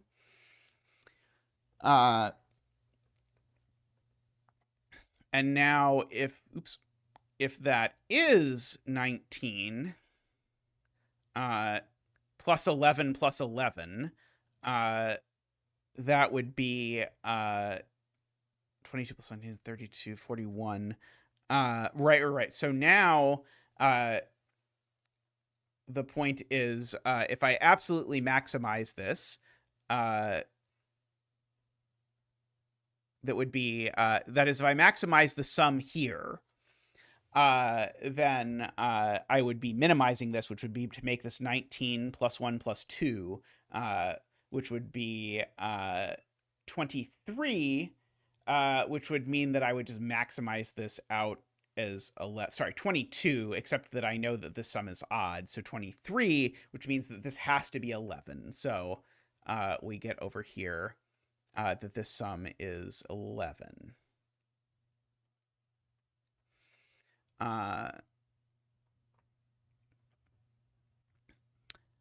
Okay. So we know a bunch of the sums now. And so that means we actually know what these two are, because these two have a sum of 4 now. And so they have to be 1 and 3. And so if these are 1 and 3, then when I look at this, I know it has an 8 on it because the sum of this line is 11. So the 8 has to go in the 19 sum. And so it's 8 plus 2 digits that add to 11. Great. So it's just 3. It's just all the 11s now live in here. Yes. Okay, yes. So people would like me to also note that 11 was the minimum of this. And so that means these sum to 22, which can only work as 1, 2, 3, 4, 5, 7, which means that these are 6, 8, 9. Just because that's the only way to make a sum of 22. Or if you want, you could subtract and say these sum to 23, and there's only one way to make 23. It's all the same. Okay, so the absolute bare minimum this sums to is 14. So that means these numbers are all at least 5. Oh, and they certainly can't be 8, 9. There has to be a 6 here, because if these were 8, 9, then these would be 8, 9, which is fine, but then these would be 8, 9, which is not fine. So one of these is a 6, so that's not a 6. So it's either 14 or 15.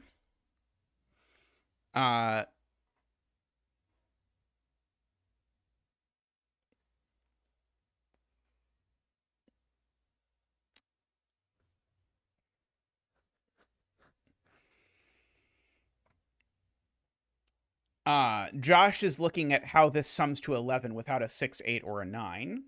And the answer is that if this is summing to 11 without a 6, 8, or a 9, it can't be 5, 6, 3, 8, or 2, 9. So it has to be 4, 7. So that is nice. And I'm sure relevant somehow.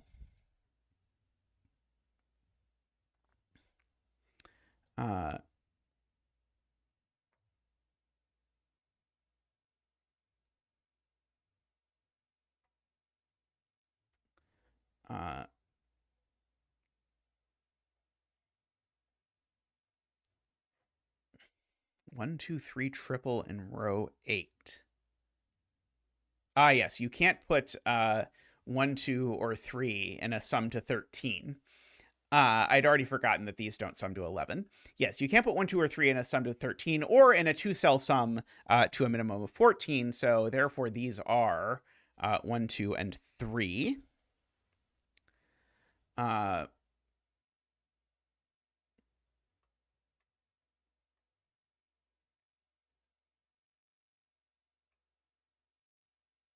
Yes, the 1 in row 6 is certainly not here because these are a 2-cell sum to 11. So there's a 1 over here. And I can't actually put the 1 here either because the sum of this line is 19, so I would need to make those double 9. So one of these is a 1 and then 2 numbers that add to 12.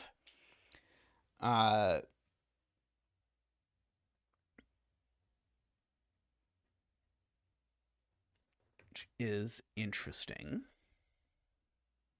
And I haven't really said much about this yet. And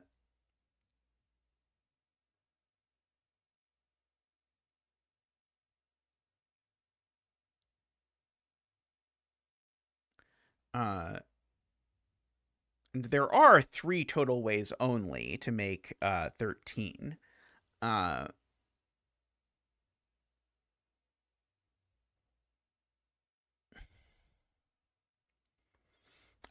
So Garian's point is this is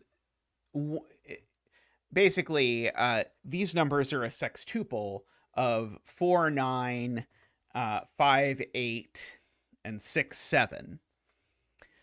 Because you can't repeat any of the digits anywhere in here. And so this digit and this digit are both involved in that. And so this one needs to be up here. This one needs to be down here. I mean, I guess I already knew that these don't sum to 13, but these extra don't sum to 13.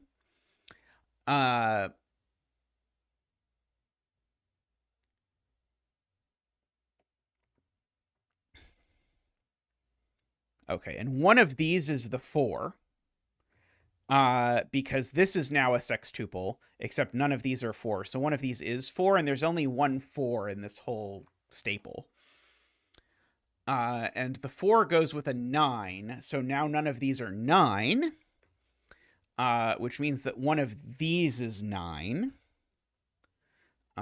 for whatever that is worth. What?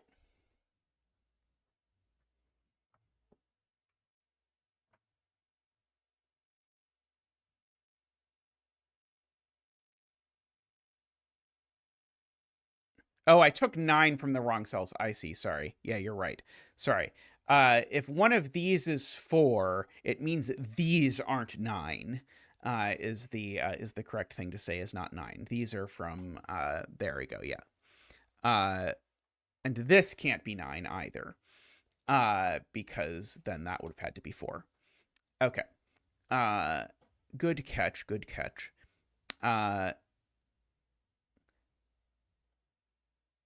Okay, there's certainly a 6, 7, 8, or 9 involved in... Oh, I guess this isn't quite enough. If this was 6, 7, then these would have to be 8 and 9. But anyway,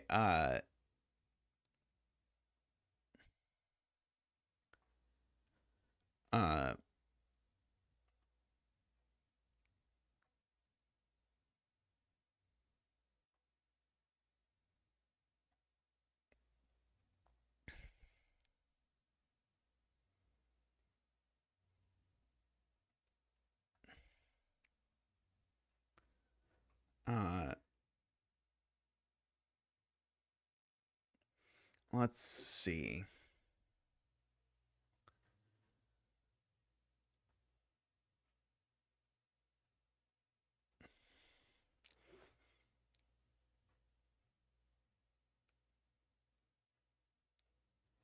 Yes. Okay, yes. So, Jay Dyer has a good point, which is that if I don't use an 8 or a 9 in these cells, then I have a problem, which is that the largest I can get them to sum to is 13, but the minimum they are is 14. So I use an 8 or a 9, but it's the same 8 or a 9 as up here because they both see this 8, 9. And so there's no 5 here, there's no 7 here, and there is a 6. Because these are just the same digits outright. And so there's no 6 over here in particular. And there's no 6 here. And so there's no 7 here either. Because these are summing to 13 now.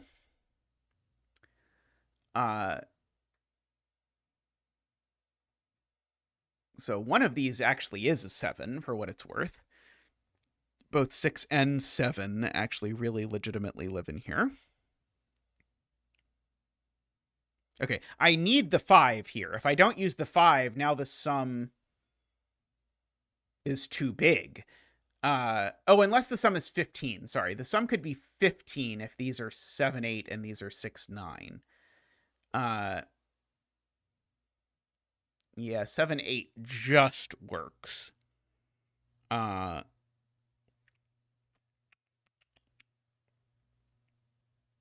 Almost.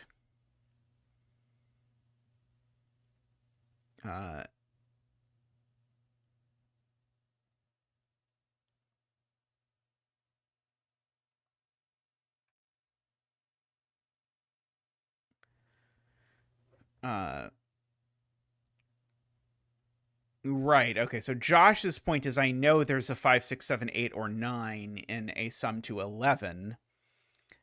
And I actually know it's not 5, 6. Because if it were 5, 6, then I would actually have a sextuple of those things. But I certainly have all of those. And so these are from 1, 2, 3, 4. And also, because there's no 5 here, there now is a 5 in one of these cells. And so there is no 5 in these cells. Which means there is no 6 in these cells.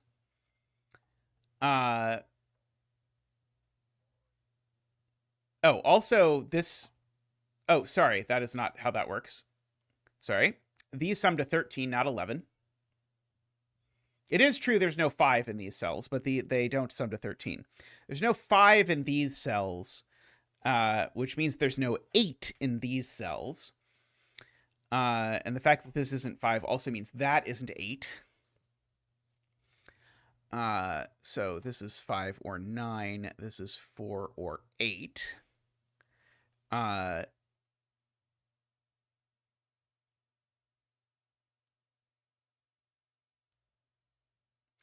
Which has indeed pressed 5 onto this. So now my previous effort to push 5 onto here that was unsuccessful has now been successful. And so now the maximum that these can sum to is 14, and the minimum these can sum to is 14. So the sum is 14.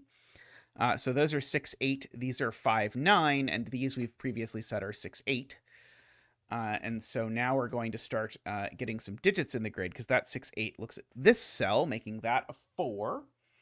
And we can bring out Zach for the 4 dance.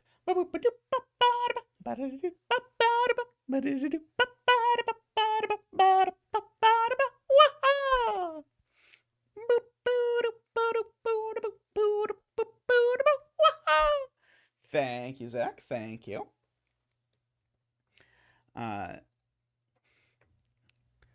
So that is a 9, because that's how summing to 13 works. So these aren't 4, and so the 4... Oh, sorry, there was no 4 in these anyway. So these now have to be 6... Oh, sorry, no, they're... Right. These aren't 9 either, because there's no repeated digits. These are 6, 7, so these are 5, 8. The 6, 7, and 5, 8 look over here and sort out that. There is no 4 there, no 4 there. I almost assuredly know what this sum is now, because it's not 5, 6. Could be 4, 7. It can't be 3, 8 or 2, 9, so it's got to be 4, 7. So that's not a 4. So we've got two 1, 2, 3 triples floating around. Let's see. Oh, this is not a 4 because there's a 4-7 looking at it.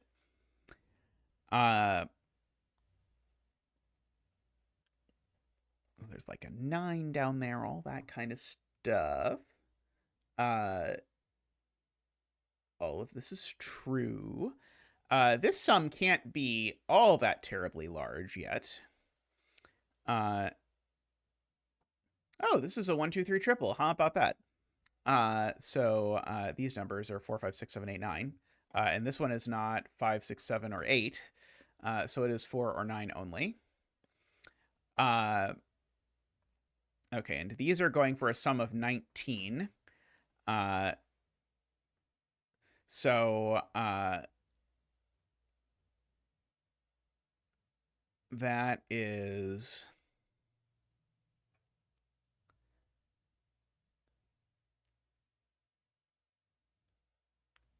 Selena wants me to do some horrifying sounding math on this column using the fact that I know these sum to 6. And so these cells sum to 39. And so if that was a 4, that would say these cells summed to 35, which would be a problem because it would make that a 3, and that doesn't work. So I'm just going to assume that I did that exactly correctly and just go with it. This can't be a 4, so this is a 9. And so now these sum to 30, which means that in order to get to this, I need an 8 over there. Like that. So these sum to 11. They sure do. 5 and 8.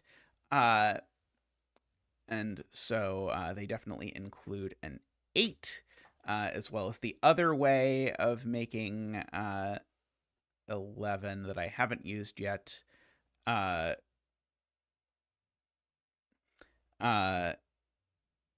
Row 6, Kurban points out, has a 4, 6, 7, 8 quadruple, which just makes this a naked 5.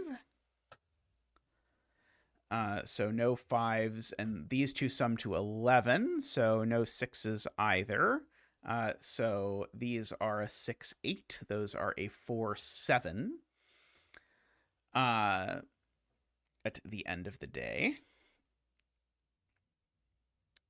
Okay, so no 8 is needed there. Should we ask about what these digits are? Maybe, possibly. 6 or 8. They aren't 4 or 7. They're just 1, 2, 3. Well, it's not a 1, as previously noted. So this digit is an 8 or a 9, just to make the math work.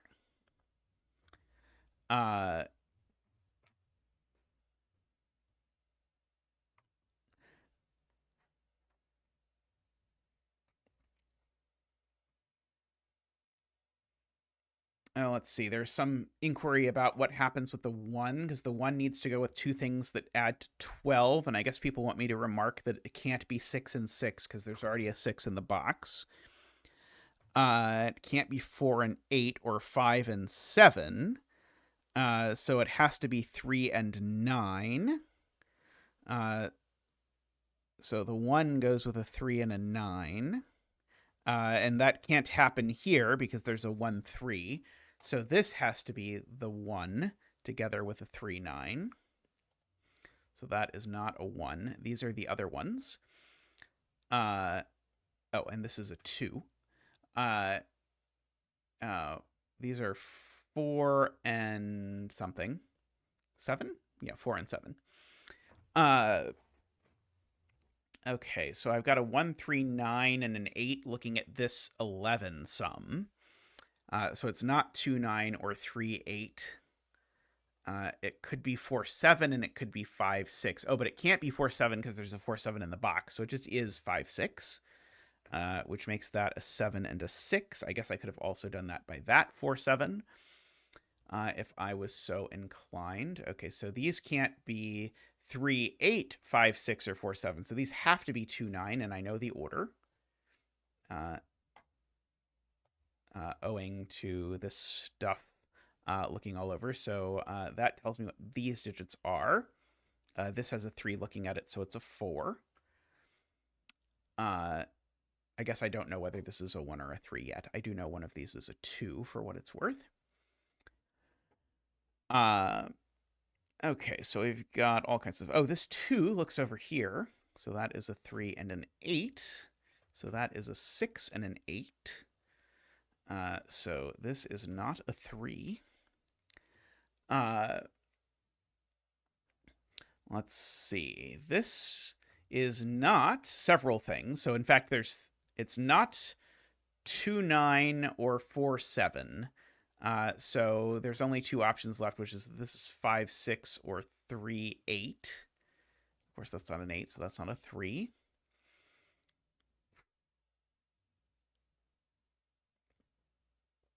And this one's not 5, 6 or 4, 7. So this one is 2, 9 or 3, 8. Oops. 2, 9 or 3, 8. And that one's not a 9, so that one's not a 2. But this one can't be an 8 because there's a 6 or an 8 involved here, and that makes a virtual 6-8 pair. So this is never an 8. And so if that's a 2 or a 3, this is an 8 or a 9. That is probably working harder than I was really supposed to for that, but we'll take it. Okay. Let's see. What have we now? Well, I know one of these two is a 9.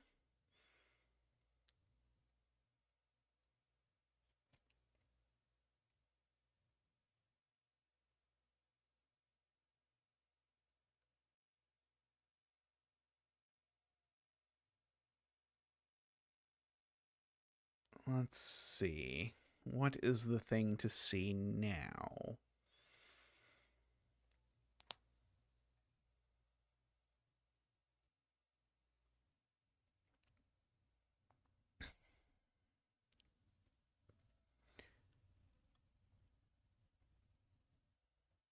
So 1 or 3 looking up here.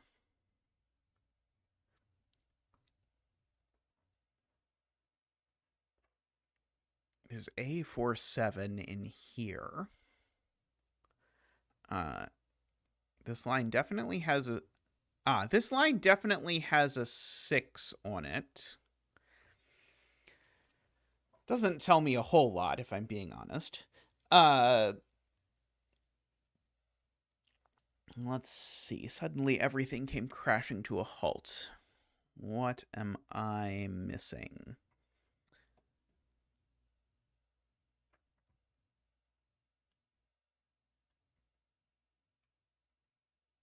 And it feels like I'm supposed to think about this line, but I'm not 100% sure I know how to think about this line.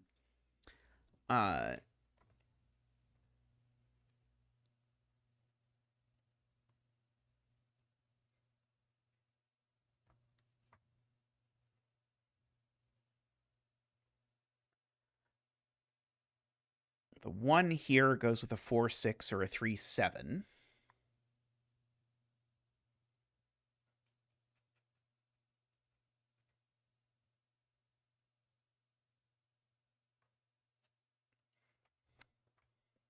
Hey, Juggler, how are you doing? 1, 4, 6 would be a problem because there's not a 6 involved. There we go. Okay. So yeah, so that's the point that I had missed. 1, 4, 6 is not possible because there's not a 6 in here. So the 1 needs to go with 2 things that sum to 10, and the only thing that's available is 3, 7. So there's a 1, 3, 7, and the complement of 1, 3, 7 is 2, 4, and 5.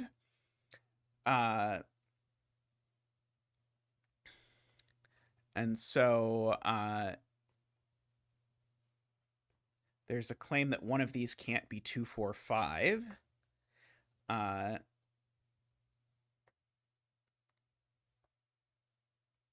Yeah, so if this line had 2, 4, 5 on it, then this would be a 2, 5 pair, which would make there 2 3s in here. That's heinous. Uh, so this can't be 2, 4, 5. So therefore, uh, I like Selena's way a lot better. Selena's way is to say if you just look at this column, I can't hide both 1 and 7 from this line, so it can't be 2, 4, 5. I think it's equally unmotivated, and I like the way of saying it considerably nicer because the logic is cleaner. I don't like the step in a puzzle anymore. Anyway, so this is 137 is what we decided. Uh, so this is 137. These aren't 1, 3, and 7. They are 2, 4, and 5. So we have that.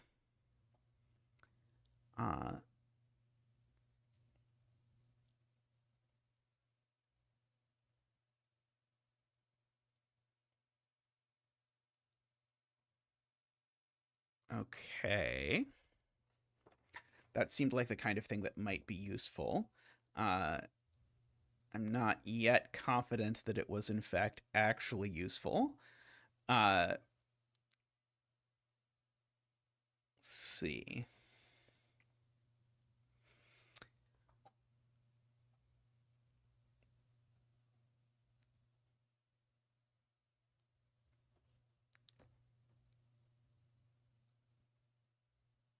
Yeah, am I supposed to note some combination here doesn't work or something like that? I don't know. Maybe this just wasn't the intended step at all yet. Let's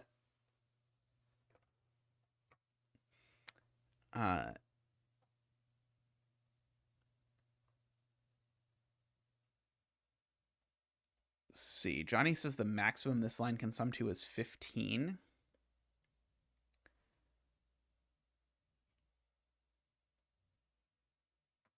Because it can't be 754 anymore. So the biggest it can be is 753. And 753 is 15. I agree that if I maximize this, because I can't use both 5 and 4, then get that. So yeah, so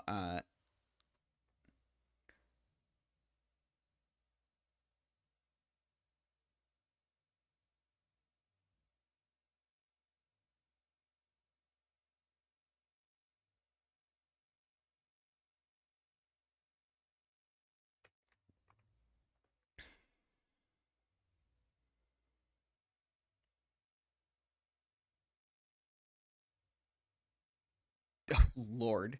I think what Carl is ultimately doing is coloring 1-3s. Just to note that that 1-3 is definitely the same as that 1-3. So this is the other 1-3. And this circly 1-3 is definitely in one of those two cells. So it's definitely in one of those two cells. And so what Carl is saying ultimately is that this cell sees both flavors of 1-3, because again, this is circly 1-3 we have marked, and so it can't be 3. So this is 2 and 9.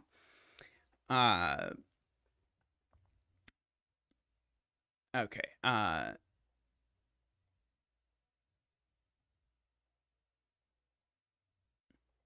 It's not horrendously unreasonable if you phrase it that way. Okay.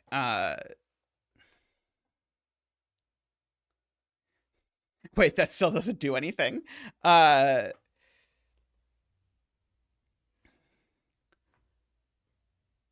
So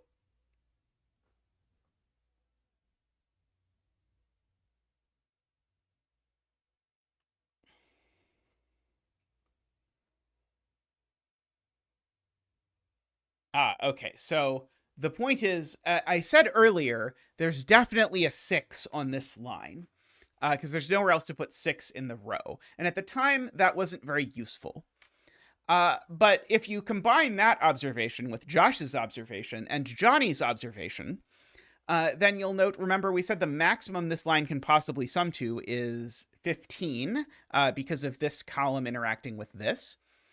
So I can't possibly put a 9 here because it would sum to more than 15. So then in that case, where does 9 go in this row? It's hidden. It's only there. Which makes that a 3, which then makes this an actual 5, 6, which then makes that an 8 and a 6, and makes this a something. It seems to make it a 1. Oh, sorry. Makes it a 1 or a 7. Sorry, it's still not resolved.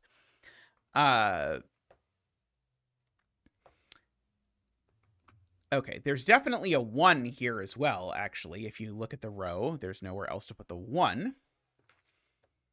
The 7 in this row is actually placed owing to Sudoku 17s. Actually, Sudoku 17s just immediately gives me that that's 4, 7. This is not 4.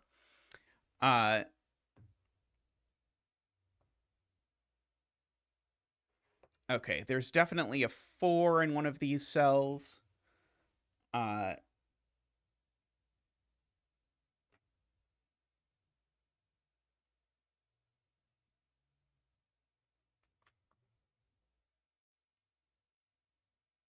Okay, it can't be 9 as the total, because I can't make 9 in this box, because the 3 ways to make 9 are 1, 3, 5, 1, 2, 6, and 2, 3, 4, all of which are impossible. So the 2 is not here.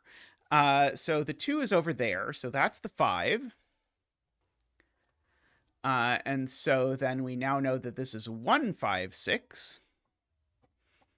So these need to sum to 12. If I don't use the 1, then the minimum here is 3, 4, 7, which is more than 12.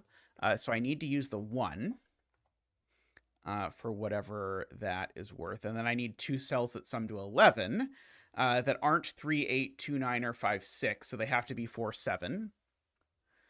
And so that is a 2 and a 4. That's a something. It is not a 1 or a 7, so it is a 3. Let's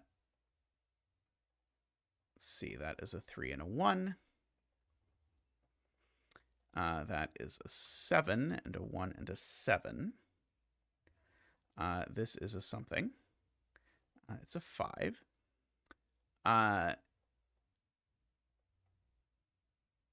Okay, so that is a 3 and an 8.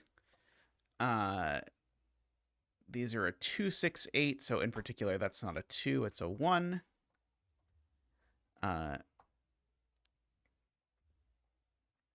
Let's see, and let us paint the rest of the world with pencil marks. Okay, so maybe that was optimistic. I'll paint these cells with pencil marks. How about that? They're a 2, 9 pair.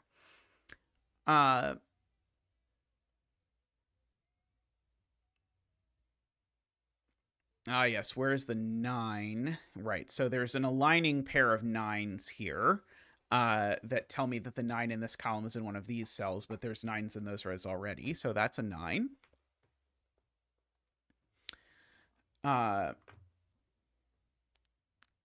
These two... Sorry, these 2 cells can't be 5 or 6, recall. So they definitely contain a 1 or a 2, and they can't be both 1 and 2. And so if they can't be both 1 and 2, because that would make this... Oh, sorry, no, maybe they could be both 1 and... No. The sum of this line is 12. They can't be both 1 and 2, because that would have to be a 9. So if they can't be both 1 and 2, that means there's a 4, 7 in here, which pairs with that 4, 7 and makes that a 1.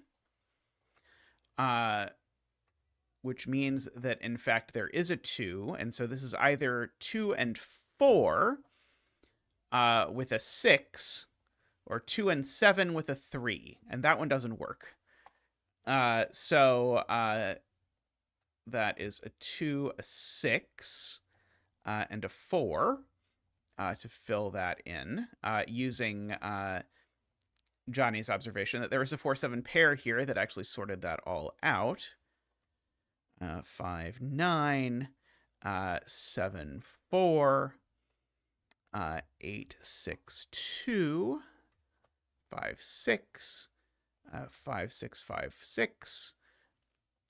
And we can ask Mark to do the rest for us, and Mark will kindly oblige. I really enjoyed that. The ending, I think, could have used a little bit of work. I wasn't a huge fan of the very end, but aside from the very end, I really enjoyed that. The bit with this line and noticing the ways that these two resolved got a little gritty for me. Felt a little bit like, okay, the puzzle's mostly done. Let's just draw lines in F puzzles until F puzzles tells us one that makes it unique. Although maybe it's going to turn out that the intended solution started with this line, which would be amazing, but I don't think so. But anyway, I'm going to take a quick break, and I'll come back and I'll do another puzzle. So see you all in just a moment.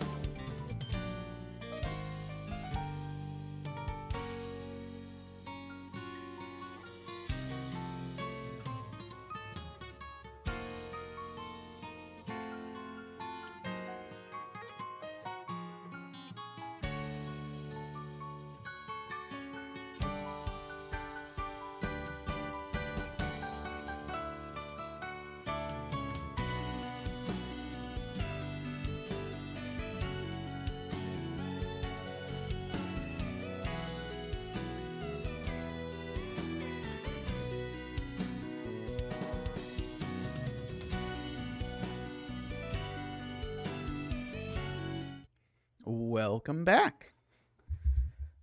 So next up, I enjoyed that region sumlines puzzle. So let's do another region sumlines puzzle. This one I suspect is going to be a little bit more traditional. And so it has some equal things that are fun. Yeah, sometimes if I do one, then I'll and if there's another puzzle that strikes me right away, then I will.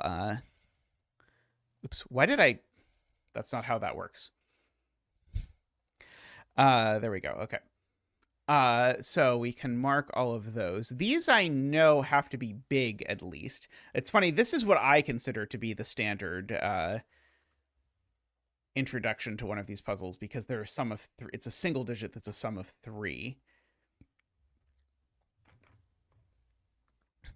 Okay. And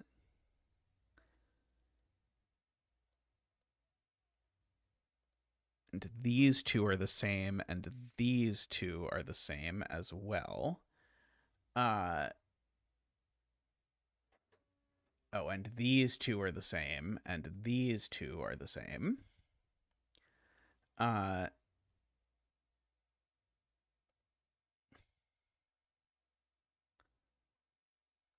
Yes. That's right. So the trick here is to combine these and note that the sum of these 5 cells is at least 15, but the sum of those 5 cells is the same as the sum of these 2 cells. So these need to both be from 6, 7, 8, 9 as well in order to assure that we have a successful harvest. And now if these sum to at most 15, or sorry, at least 15, and these sum to at least 15, that means that in both sides, the sums are exactly 15, because the total sum of these is 30. And so that means that these, in fact, are, on both sides, a 1, 2, 3, 4, 5 quintuple. Which makes each of these be from 6, 7, 8, 9. Makes these be from 1, 2, 3, 4, 5. Okay, so this is an X of some sort. So I can reflect those over there, which will get me another pair of 1, 2, 3, 4, 5 quintuples.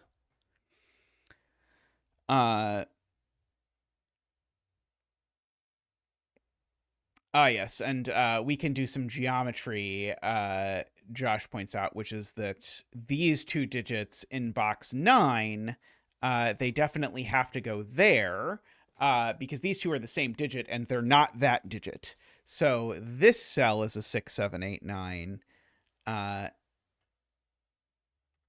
Oh, maybe that doesn't work in other cells. I was thinking that was going to work with these, but I don't think that it does.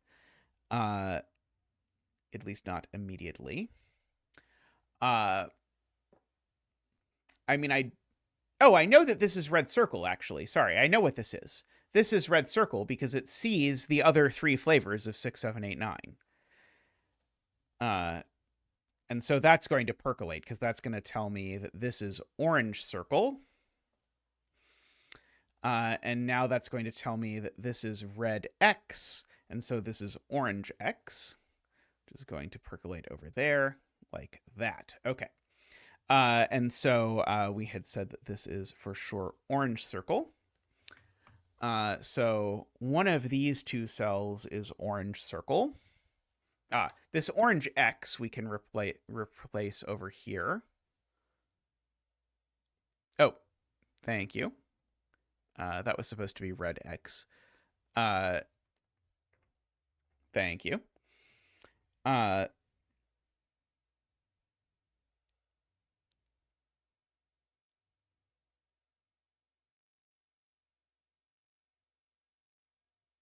Okay, so oh yeah, that's not quite true.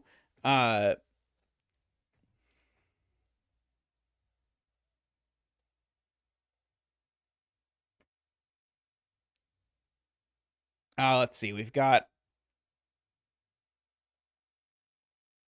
yellow X in box 7 is definitely on a line. So yellow X isn't 9. Is the punchline of that. And since this cell plus this cell add to 15, the fact that this isn't 9 tells me that red circle is not 6. Oh, in fact, actually, not only do these add to 15, this shows up on one of the lines. So this is actually the bigger one of these 2. I guess actually that is not maybe so exciting. Oh yeah, we can make this easier on ourselves if I place this here first, because this doesn't show up on its own arrow. Thank you, Kerbon.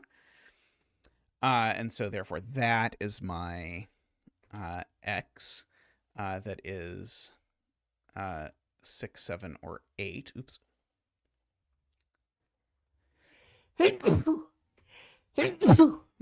Excuse me. Okay, so this can't be bigger than 3 for what it's worth.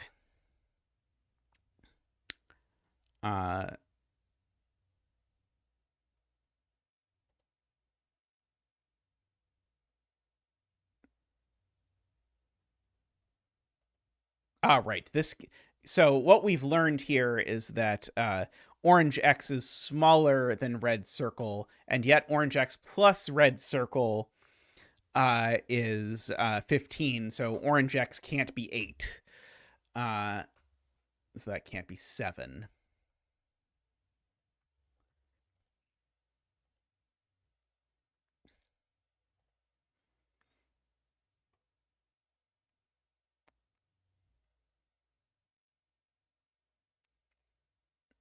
I know one of these two is 8 or 9, so this can't be 8. Oh, I already said that. I just didn't update it everywhere.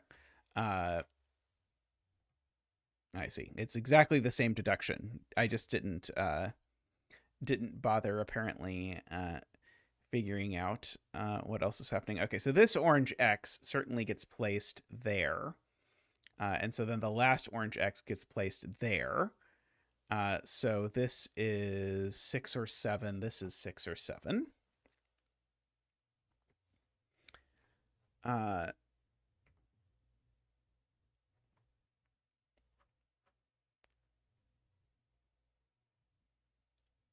And we can do the same trick, Garion points out, with yellow circle that we did with yellow X, which is that yellow circle can't go on its own line, so it has to go there, and then hence it has to go there.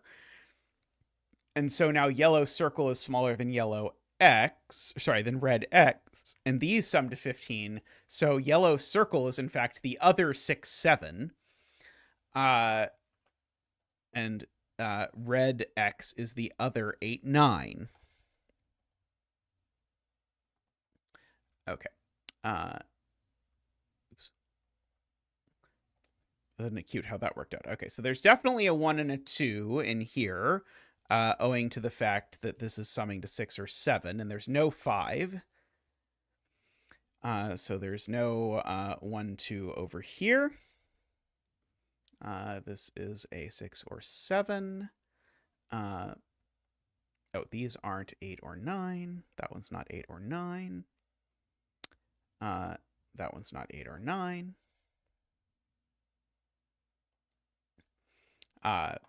We can just do a little bit more Sudoku on the orange circles, as being pointed out. So that is a 6, 7. And now that is the orange circle here. Sorry, that is a 6, 7. And now I think I have all the orange circles. Now the red circle, oh, not quite. The red circle is almost restricted. In that box. This digit is also small.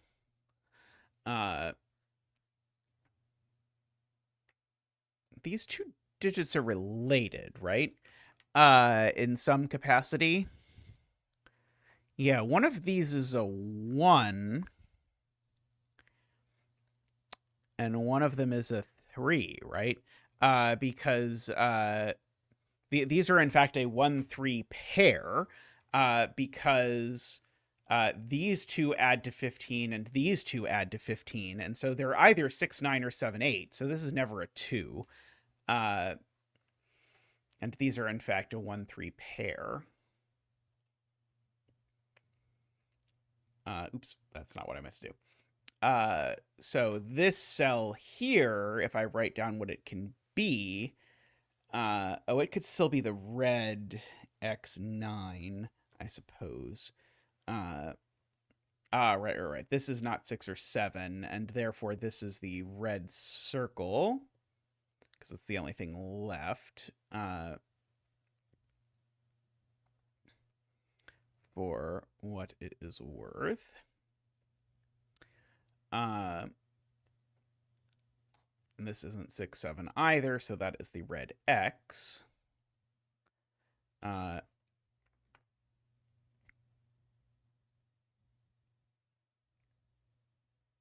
Oh, right. I was worried that this could be 8, 9, but it cannot be 8, 9. That is a good point. So this is less than 7, so it's at most 1, 2, 3, 4, 5, 6, but there's a 6, 7 pair in the box, and it sees this oblique 1, 3 pair. So this is only a 2, 4, or 5. And exactly the same argument is true of this cell. It is also a 2, 4, or 5.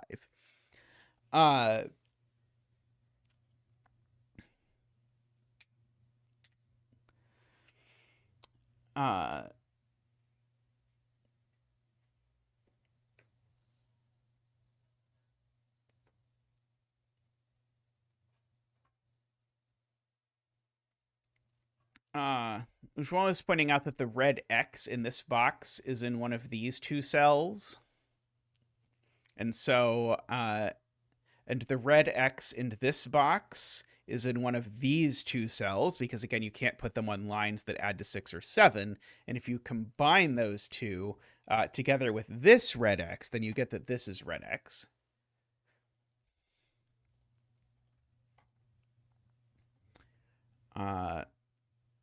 And that will place the red X. Oh, I guess it won't quite place the red X. It'll put the red X in one of those two cells.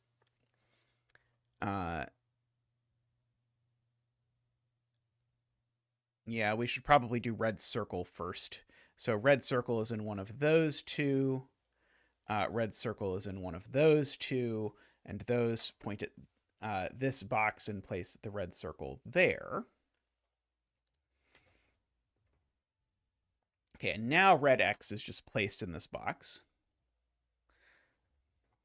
And so now red X is placed here. Oops.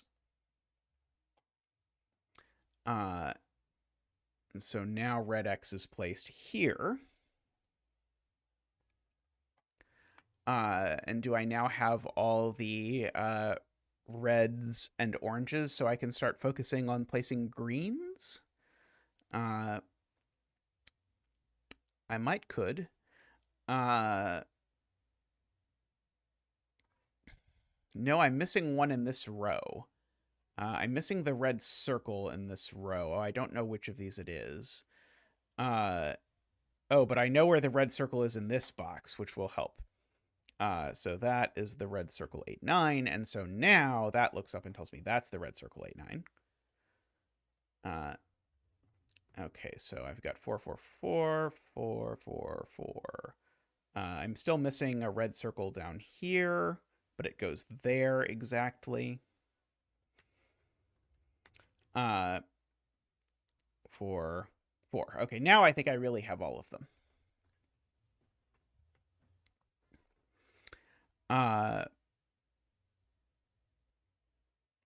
Okay. I can note, for example, that one of these two cells is 5, because this is summing to 8 or 9, and I'm not going to get to 8 or 9 if I don't use a 5 here. So I certainly use a 5 up here, which means that I also use a 1, which means there's no 1 down here. You also use a 1 because even if you're summing to 9, if you use a 5, you're not using a 1. And so that digit's a 1 is the point, because I've ruled 1 out of everywhere else in this row. So let's do some Sudoku and write in that that is a 1, for which we will bring out Zach. Big Z is on vacation presently, but we'll be back shortly. Ba-boop-ba-doop. Woo! Ba-doop-ba-doop. Wah! Ba-doop-ba-doop. Wee!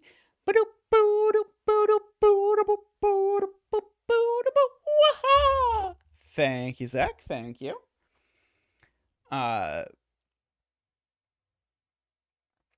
Okay, no 1s in those spots. There's definitely a 2 over here, actually, if you look at it, because the row needs to have a 2 somewhere. And so there's no 2 up here, which means the sum isn't 8, because you can't make a sum of 8 with a 5 and no 2. So red circle is 9. And red X is 8. And so this is 1, 3, 5.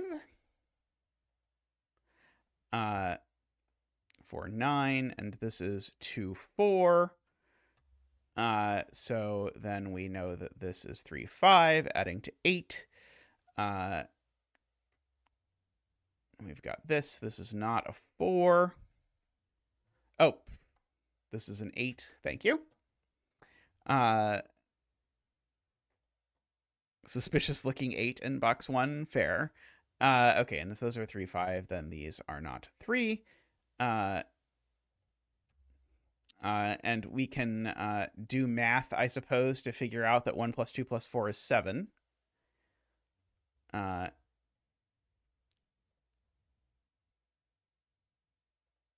So let's see. So the circles are 7s. These are 6s. 6, 6, 6, 6. And now I can solve for x and find out that x is 3. And so immediately that tells me that circle is 1, saving us the agony of doing the math over there. Let's see. We can do a 5 and a 3 over there. We can do a 2 and a 4 there. Let's see. Oh, that's an 8 that I never filled in. Let's see. If I mark again, we'll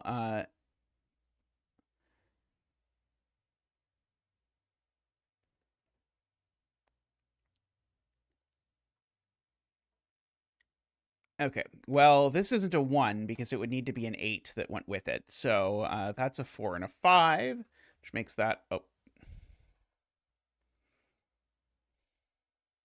Wait. What did I screw up? How have I messed this up?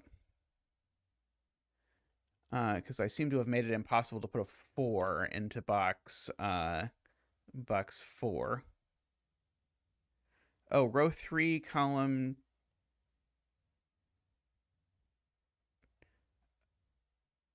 Oh, I see. When I had an incident. Yes. Okay. Got it. Okay. So, I had an incident where I accidentally wrote the wrong digit in there, and then I used that wrong digit briefly. Okay. So it still turns out, though, that this can only be a 4 and a 5, but it is going to result in that being a 2 and a 4. That doesn't fix it.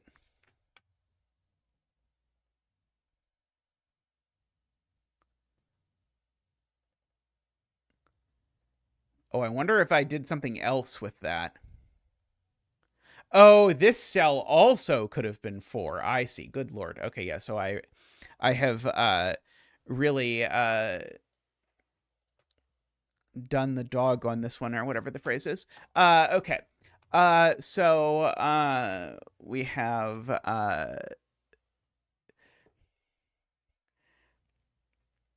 so now if I have actually fixed this, I will now say, okay, so this has to be 4, 5, and now the puzzle won't break.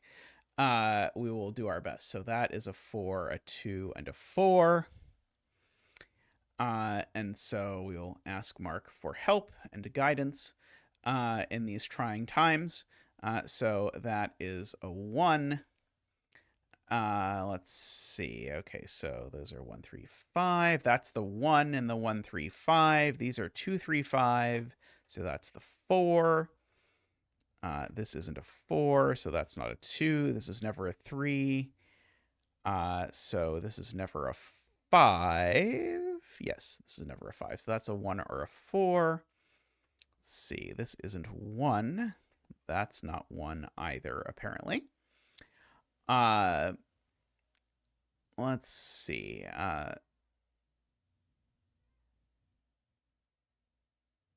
This isn't 1 either, apparently. This 3, 5 seems to go here, making this a 3 or a 5 for whatever it's worth. Maybe I should do this one. Hey, ELSF! Let's see. So 2 plus 5 is 7, 4 plus 3, and 5 plus 2. This is always a 2, 3, or 5.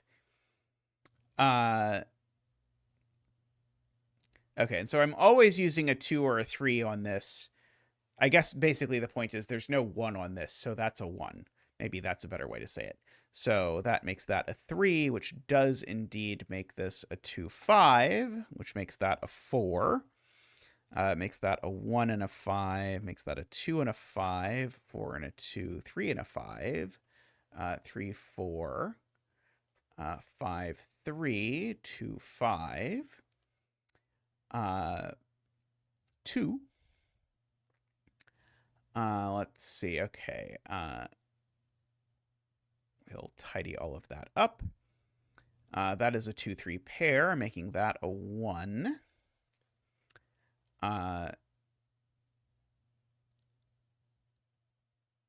And then let's see. Somehow this resolves from here.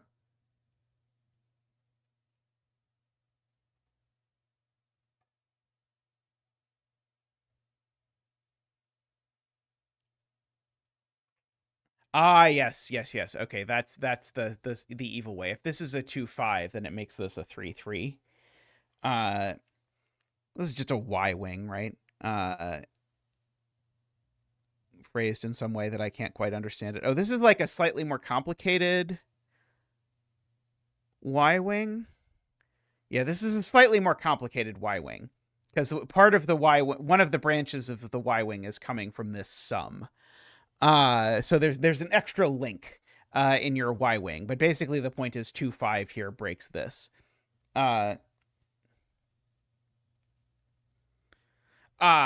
MathPesto has a much more elegant way to see it, which is to note that in box 2, we have here 2 sums to 7, because whichever sum to 7 doesn't go here, the other one goes here. Hey, thank you, ELSF. ELSF has donated with an adorable, I think, dog painting a thing that says number 1. Excellent. Let's get you a donation dance. Boop boop boop boop boop boop boop boop boop boop boop boop boop boop boop boop. Woohoo! Boop boop boop boop boop boop. Woohoo! Boop boop boop boop boop boop. Woohoo!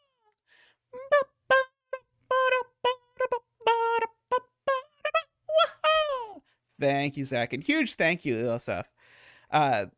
So MathPesto's point is that you can see this somewhat oblique Y-wing by noting that these are either 2, 5 or 3, 4, and they're not 3, 4, which I happen to like better as a way to see this. Certainly, I think when there are like literally 6 cells or something undecided in your puzzle, I think all's fair and love war and Sudokus with all but 7 cells resolved. So I am totally fine, although it's a slightly weird ending. I am okay with it. I have used that ending, and in fact, I think that is the ending to Berlin of all puzzles. Probably my most monstrous puzzle. Not especially monstrous by modern standards, but hey Nordy, how are you doing? This is very cute. I'm really impressed with the setting here. The ability to bounce all over the place with this. Yeah, Nordy's method of seeing it was the same as MathPesto's. I was trying to articulate how it was like a 1 step more complicated Y-wing, but these 2 cells sum to 7 is much more elegant than the Y-wing with an extra link way. Alrighty, I'm going to take a quick break, and then I will come back and do probably a 6x6 to wrap up. So see you all in just a moment.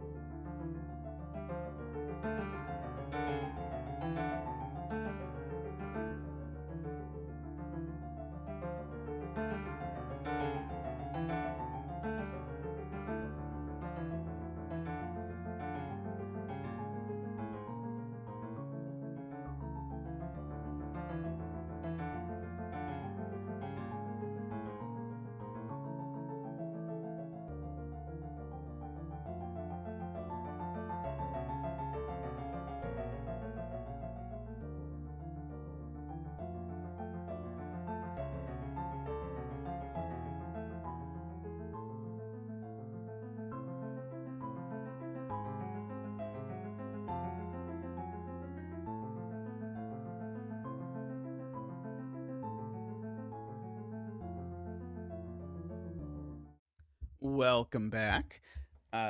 If you did not see ELSF's picture of the adorable baby sea turtle over on Discord, I highly recommend checking out the zetamath discussion Discord. I was going to say fan Discord, but I guess it doesn't really say fan Discord. It just says zetamath discussion. So I suppose all points of view are welcome. Okay, so Tristan specifically recommended this one. So I am assuming it is going to be great by the combination of that and the fact that it is a weird Andrew Sarkis puzzle, which is always a delightful thing.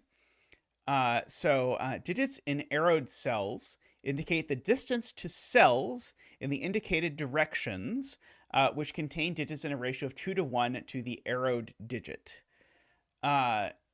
When we say to the arrowed digit, we mean the digit with the arrow, or yeah, I'm assuming that must be what we mean. So, like, if this was a 1, it would say all 3 of these cells were 2, which would presumably be a problem. Okay. And if this were a 6, this would say this cell off the grid was a 3. So I feel fairly confident in saying that this is not a 1 or a 6.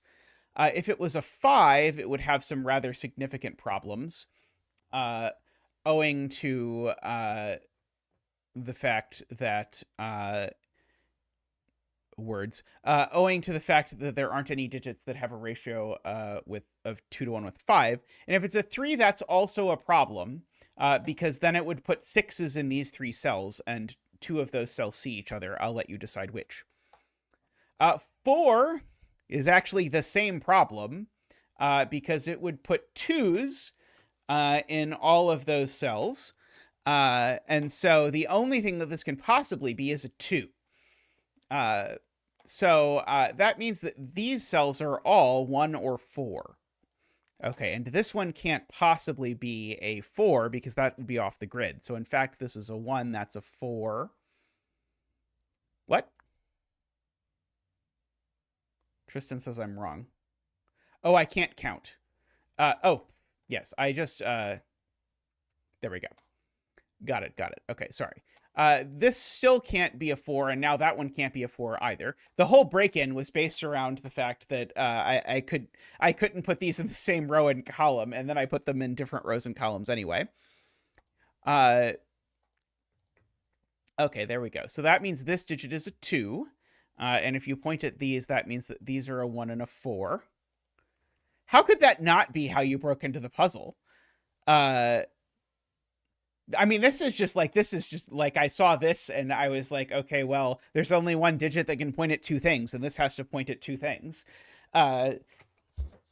So by scanning starting at the top left, I didn't make it further than this clue before I knew that this was a 2. So there's an arrow that only sees 1 cell. Let's see. Okay, so we've got the 1 pointing at the 2. We've got the 1 4s here. This can't be a 4 either, so that is a 1. That's a 4. That's a 1. So this 1 points at a 2. The 2 points back at a 4. I'm amazed there's not a negative constraint, given that this is an Andrew Sarkis puzzle. So this is a 2, which means that digit is a 4. Points back at that. All well and good. Okay. And so now we presumably note that this can only be a 3. Because if it's anything but 3, it points at a 1 or a 2. Oh, sorry, it could be a 4. This could be a 4. In fact, it is a 4. Because if you ask where 4 goes in this column, it can't go there because that points off the edge of the grid. So that is a 4 pointing at that. It is a 4. Twist, as they say. Okay, so 1 is just placed here. And so now that we have successfully done that, now I think that this can only be 3, because the only black dot digits left are 3 and 6, but we've already established you can't put 6 on an arrow. And so that 3 here. I haven't found the arrow that only sees one cell yet, but we'll see. 1, 2, 3. That is a 6. Okay. 2 is placed here, actually. The 1 is placed here. Okay, so now the 3 in this box is placed here, and that's a 5, and the 3 points 1, 2, 3 at 6. Oh, this 1 points at a 2. Oh, but I guess it's a 2 by Sudoku, so I don't need that. So that's a 5. That's a 6.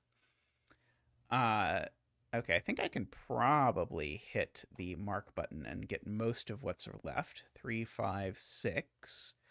Well, this certainly isn't a 5, so it had better be a 3, which makes that a 6, which makes that a 3.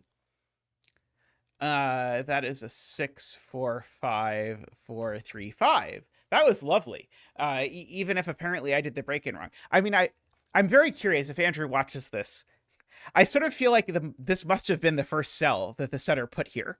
Because oh, Andrew's here. Was this the first cell you put here? I feel like this cell being 2 was just so, it was so loud for me in terms of what I was looking for as a solver that I couldn't not start there. But maybe I'm just biased towards the top left of grids.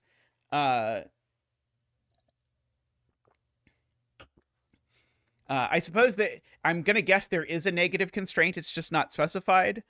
What is the probability that if I put a random fill of the Sudoku grid, that it is unique once you do that? Oh, thank you, Agent. I loved that. That was a lot of fun. And yes, I see now that this cell has a 1 in it. I never saw that this arrow had only it was only pointing at one thing. But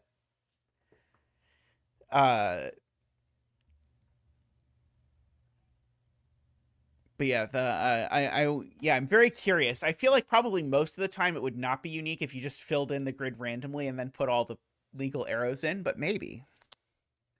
I'm sure a computer could tell me. Yeah, I wonder what sort of what is the minimum number of cell clues you could put in for it to be unique? Yeah, I would start with this one and then see. But yeah, I'm guessing it's... Well, I'm certain it's far fewer than this. Not that there's anything wrong with being generous on a 6x6. Especially given the first Andrew Sarkis 6x6 I did may have taken me... some years to accomplish. Let's see. Scrolling back to see additional ones. Okay.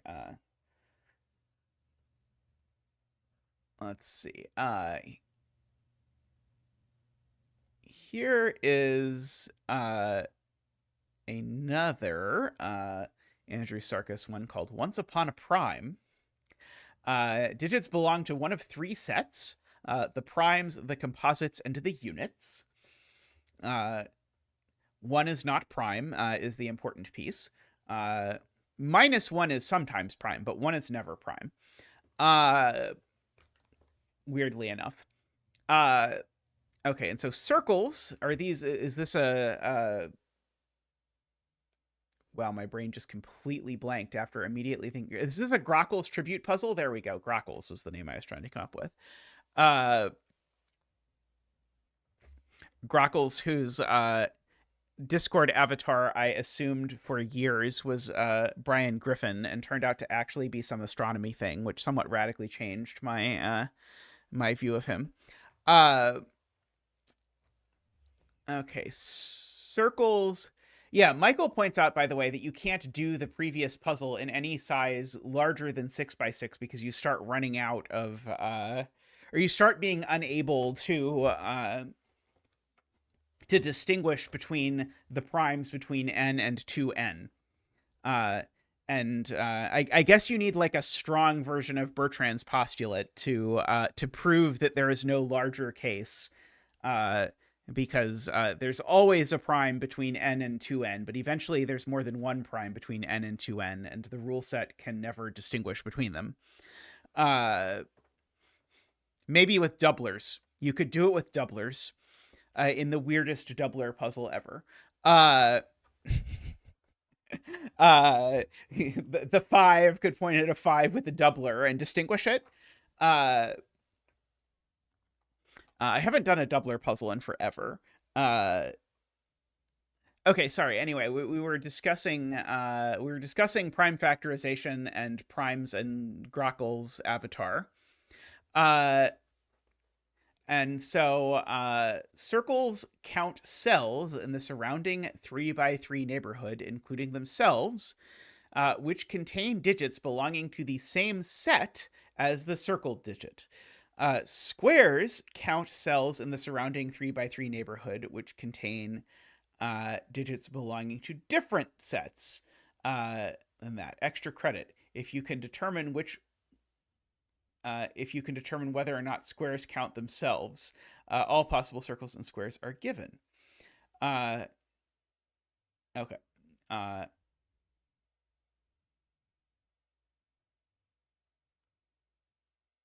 Okay. So this is different digits, and so if you look at the options for different digits, if this were a 1, it would be a 5. And so the point is this sees this entire Sudoku box, and so we can just do it. If this were a 1, it would be a 5. That's a problem. If it were a 2, it would be a 3. That's a problem. Sorry, it would be a 4, which is also a problem. If it's a 3, it would be a 3. That sounds promising. And if it were a 4, that would also work. So this is a 3 or a 4, and so by the same logic, this is a 3 or a 4. Well, I was really doing both at once, but this was logically easier to explain. But now this one can't actually be a 4 because it must be the case that if I count all the things here that are the same and different and I get the same answer, those two numbers, which are one number, must add to 6. So in fact, this has to be a 3 and this has to be a 4. Okay, and so here is my prime. We'll make those purple. Here is my composite. We'll make that cyan, like that. Okay, and so this number can't be anything other than 1 and 2. But it could be 1 or 2, I believe. Because if it's 1, then it's definitely correct. And if it's 2, then I just need a prime in one of these two cells. Let's see. Okay, so I should maybe think about 1s. I'm going to have an awfully hard time placing a 1 in a circle. Oh, I guess no, that's not necessarily true. Well, I'm going to have an awfully hard time putting 1 in a square, that's for sure. But I actually could put 1 in a circle if I put it like there or something. I can prove this number can't be larger than 6.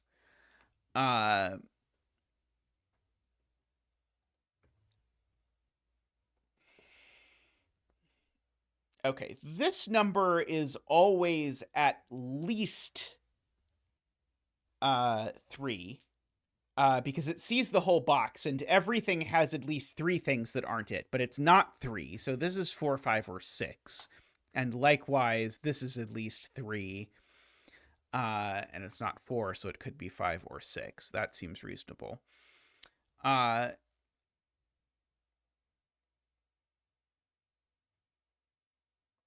6 isn't actually possible, because if this was 6, I would be seeing...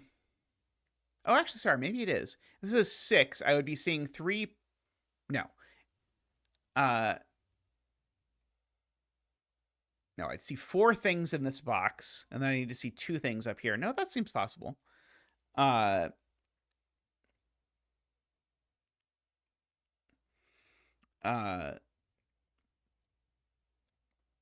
let's see. I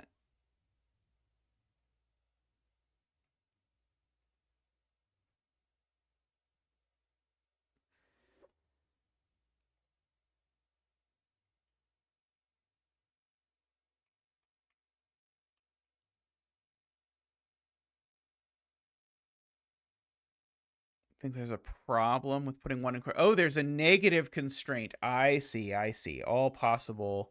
Okay, so there could be a 1 in this corner. Sorry, I missed the negative constraint. That is a good thing to know about. So I'm assuredly not putting a 1 in those cells. Uh,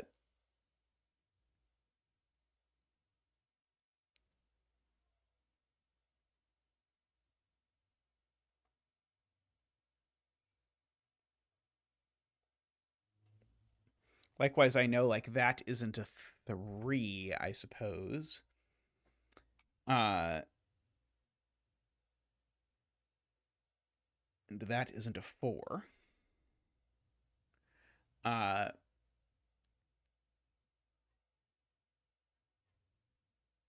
Nor either of these 1. Okay, so if I ask where the 1 goes in row 1, there aren't a lot of options because these ones definitely only see 1, 1. And these ones each would need to have a circle if they were there. And so what that means is that one of these is a 1, which forces that one of these is a 1 as well, because the 1 needs to not be seeing 1, 1. So we've got like a little X-wing of 1s. And upon doing that little X-wing of 1s, or Zack-wing of 1s, we can place 1 in row 6, because I can't put 1 there, so the 1 has to go there. Okay, and so then I'm going to get a 1 up here somewhere. Oh, sorry, up in one of these 2 cells. Okay, if the 1 were there, I would need to have a 1 there. Well, the 1's never going in a square. If the 1 was in the square, it would say that you had 1s in all but one of these cells, which is not going to work. So in fact, the 1 that's next to this 1, regardless of orientation, is over down there. Okay, which means now that there is a 1 in one of these cells just by plain old Sudoku. And it's not there. So in fact, the 1 actually, I could have just said by Sudoku, the 1 is there. Okay, and this 1 is not in a circle, so that must be 1, which means that's 1.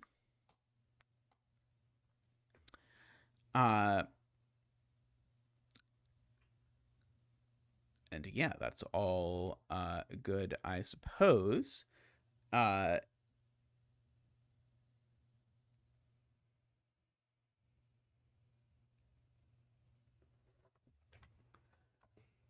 Okay.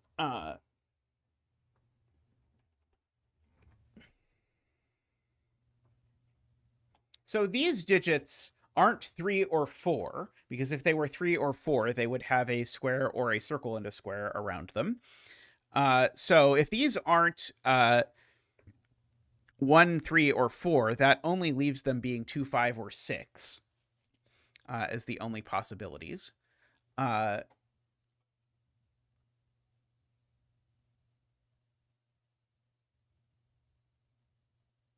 And I think all of those are okay.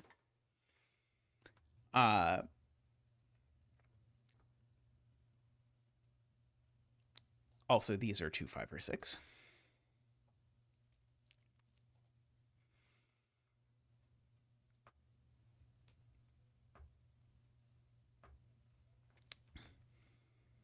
Let's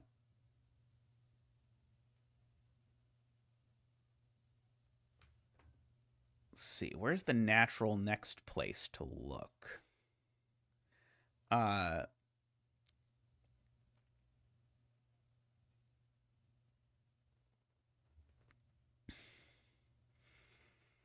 If this is a 2, then it needs the 5 to join the 1 so that it's not correct for a circle. So if this is a 2, then this is a 1, 5. So that means this isn't a 6.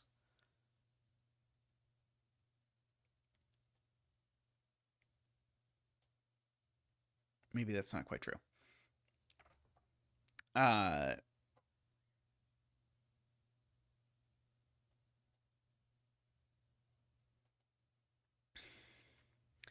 This is a 2. Then these are 1, 2, 3, 5, which would make these 4, 6.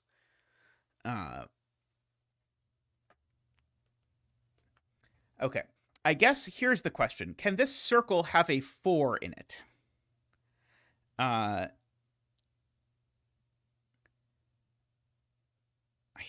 think so.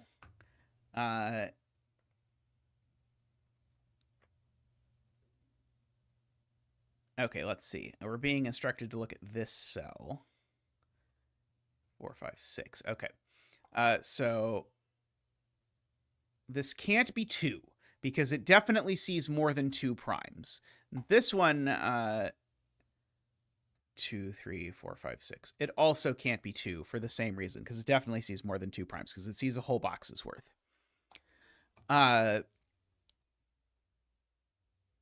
Funnily enough, I can also prove this one can't be 3, but what are you going to do? This can't see 6 composites either, because it can only see 2 composites in this box and can only see 2 composites in this box. That's a maximum of 4. So this can't be a 6 either. Thank you, chat. So this one for sure is prime.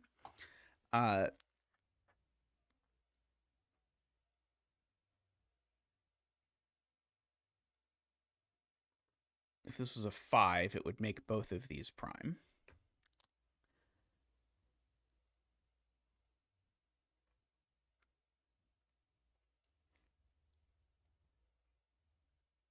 Let's see. Well, I guess the question is, can this be 3, 5? Because if this is 3, 5, that's saying the total number of primes in the first 3 rows is 8.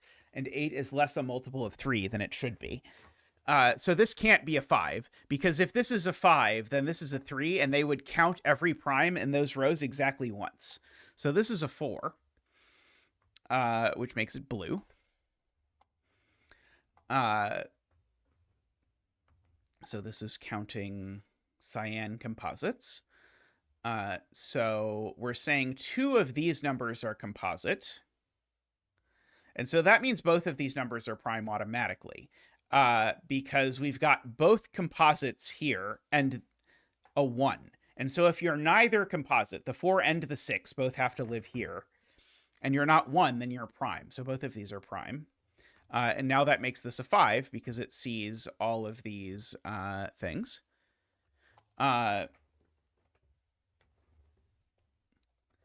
I don't think it's 4 plus x equals 9, Josh, because one of these is counting composites and one of them is counting primes. It was only, the math only worked that way when these were both the same kind of number. Oh yeah, this can be the oddball color.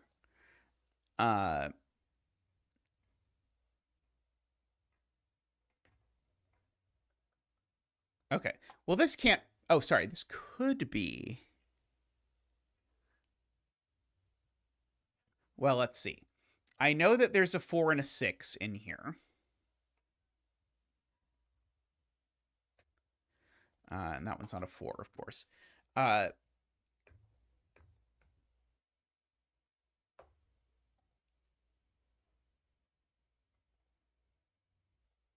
can green this as well. And green those.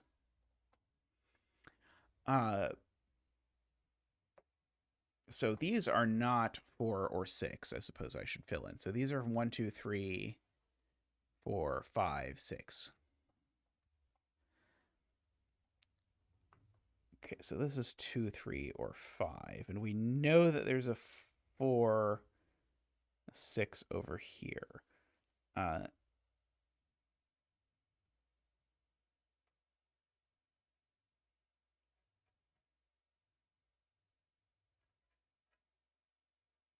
Oh. Yes. Yabervon has a good point. 2, 3, and 5 are all prime, so this number is definitely prime. And so we are counting the number of non-primes in these cells.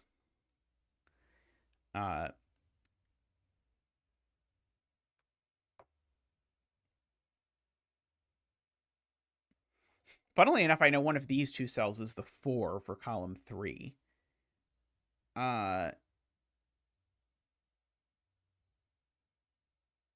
So that's one non-prime. And I know one of these is 1. So that's another non-prime. That's 2 non-primes. Might be all I know about, though.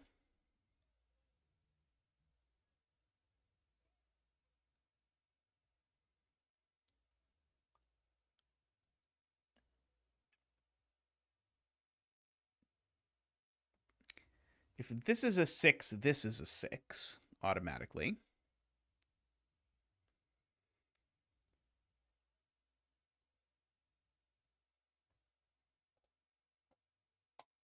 Ah, yes. Okay. So Garion is looking at this cell and saying, okay, this, how many non-primes does this see?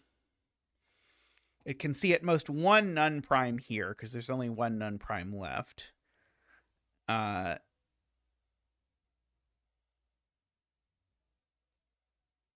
So if this is a 3, it's just saying that all of these are prime. Is that a problem?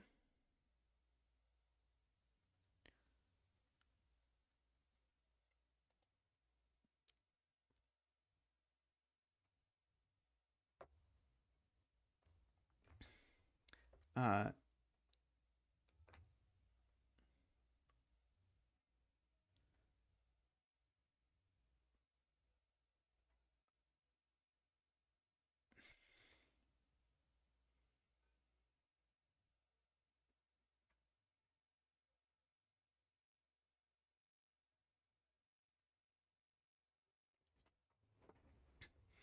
uh,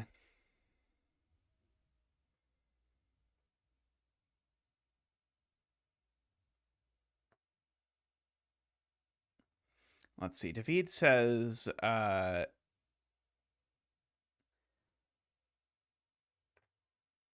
if this is a 6, sorry, no, if,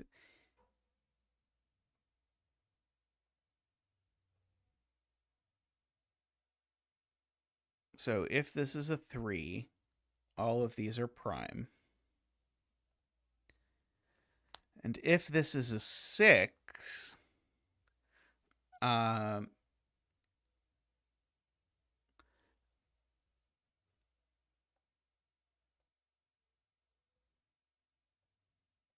uh,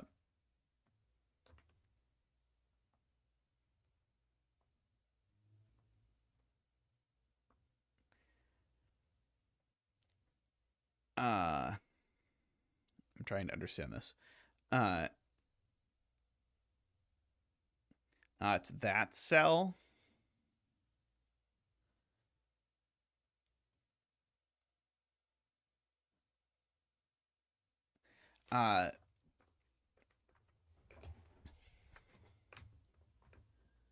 So if this is a 3, I need all of these to be prime, and that's a 6. If this is a 6, then I need 2 of these to be prime.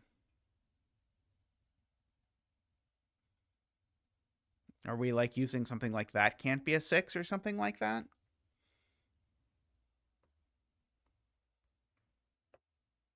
I think I'm missing some piece of one of these arguments.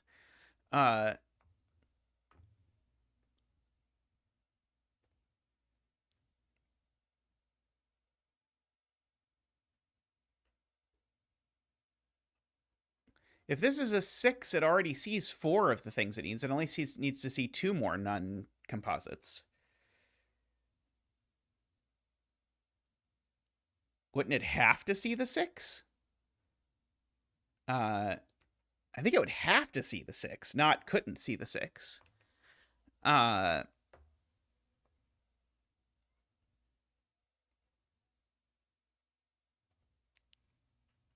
It sees 4 uh, currently. It sees 4 non-composites. So yeah, it would need to see the 6 down here, because otherwise it would see too many non-composites. Uh, okay. Uh,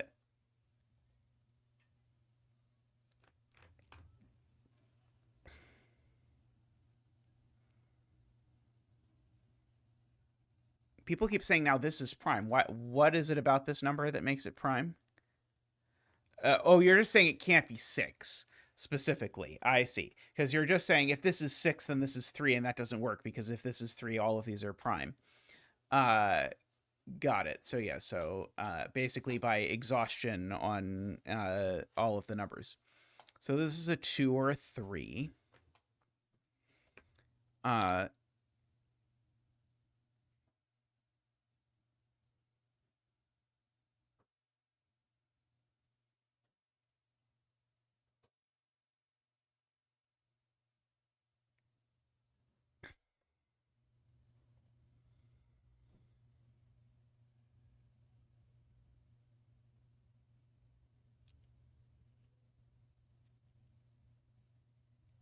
hmm.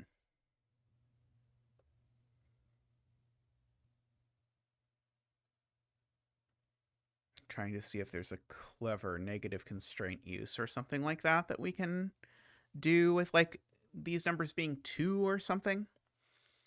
Uh, but I don't think so.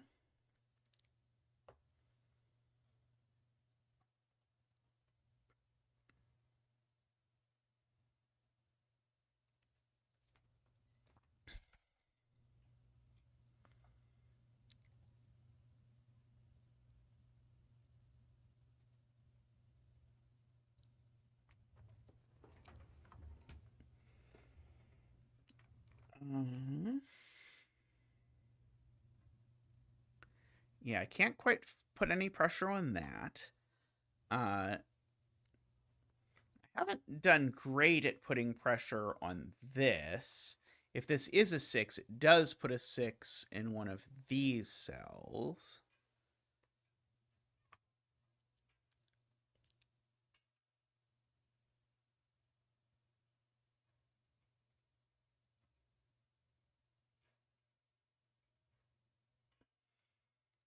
Uh, these are 2, 3, 6 as well.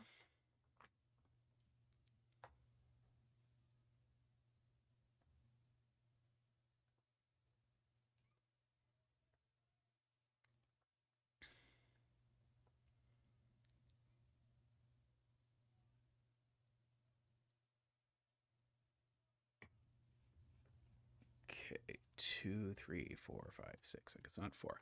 Okay, so Martin says this cell can't be 2 or 3. Uh, if it's 2, that's wrong right away because it definitely sees 3 primes right away. Uh, if it is 3, uh, then all of those are prime.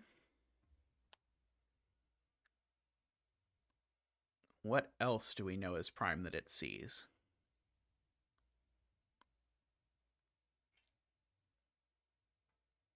Ah, right, because one of these is prime, right. So you have to count. If this was prime, it would see one of these, so it'd be at least 4. Okay, so this is only 5 or 6. Uh, agree.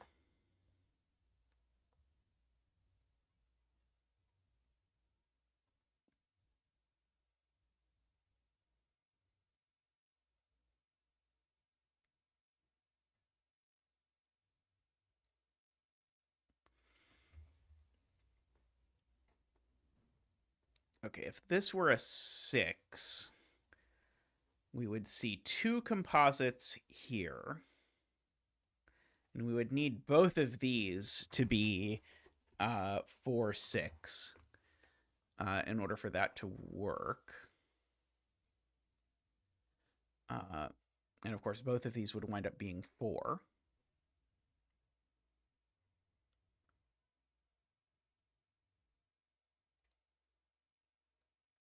I do know one of these two is the 3.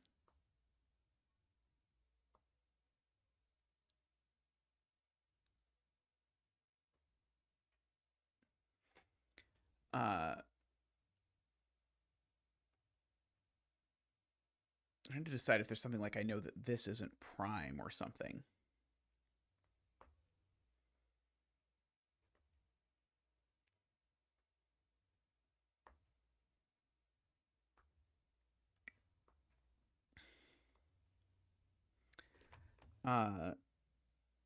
I keep trying to think about stuff like what if 2 is in this corner, which is maybe fruitless. Uh,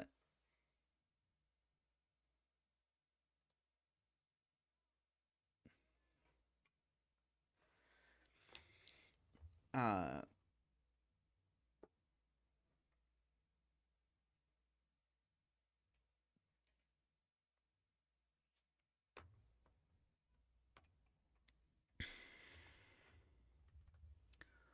okay, let's see. Garion is saying, okay, so this could never be a 2 or a 3 because it would see those primes already. So this is certainly 4, 5, or 6.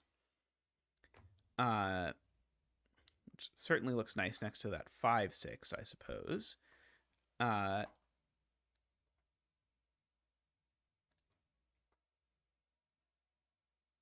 Unfortunately, I think 4 works out fine.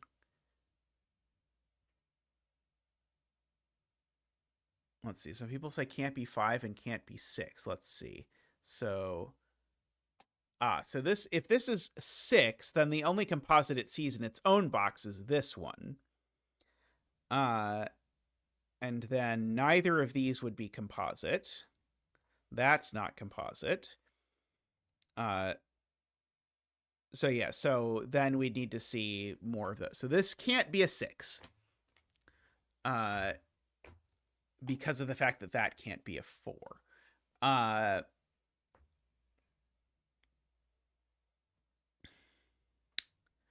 Okay. I'm also told this can't be a 5, which seems substantially harder to prove to me.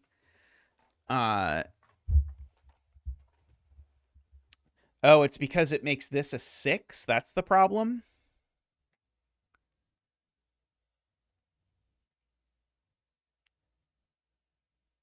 Let's see. Let's write in the same thing for this. Okay, so this is not 1 or 3.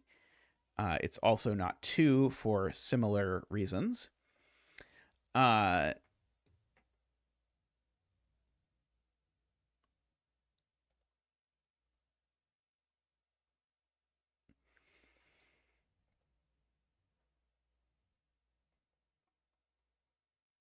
Okay, so the world where this is a 6 involves all of these being composite. So in particular, if this is a 5, that puts us in the world where this is a 4.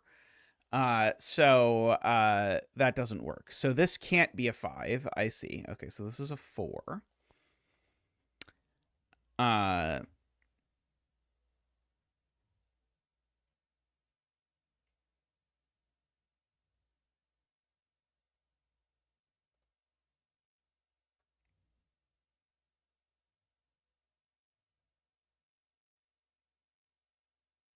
Yes, yes, yes. This can't be a 6 is a good point, because if this is a 6, it would need to see 2 composites in this box.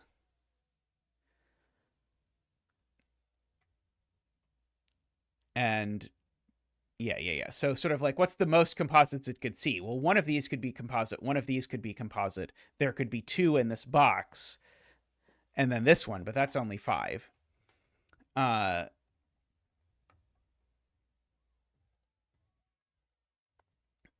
Okay, and so now if this is 5, then this is 6, and we might get a similar issue where in order for this to be 6, I need both of these to be composite, and that doesn't work. So this is also a 4, which places a 4 up here.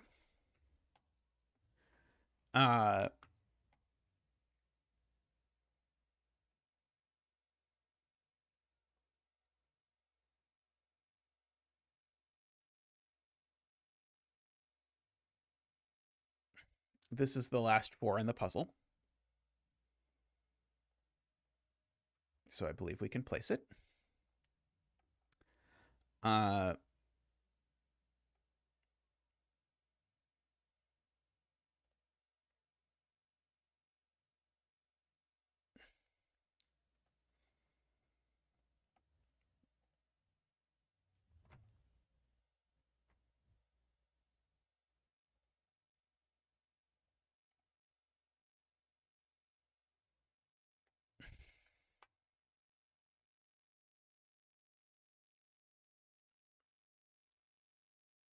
Let's see.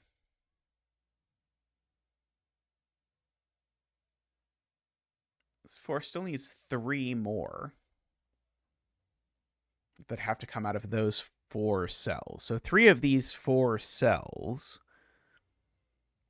are composite.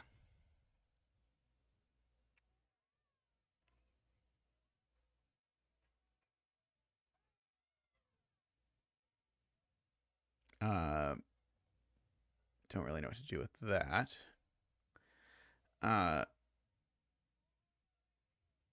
Okay, I know that these aren't composite. That one is. Okay, so I think the point for this one is one of these two has to be a 6. Because neither of these is a 4. So if neither of these is a 6, then neither of these are composite. We already know neither of those are composite. And now this is only getting to 3 at most. So one of these is a 6, which means this digit's prime because it now sees everything that's not prime. So this is a 2 or a 3. And so now this 4 sees that 4, sees one of these 6s. It still needs one more thing. So this 4 actually needs to see a 6 in one of these 2 cells, or it's kaput, which means this isn't a 6, which means it's purple. And now this cell can't be 5 anymore, because now if this is 5, it breaks the negative constraint on this 2.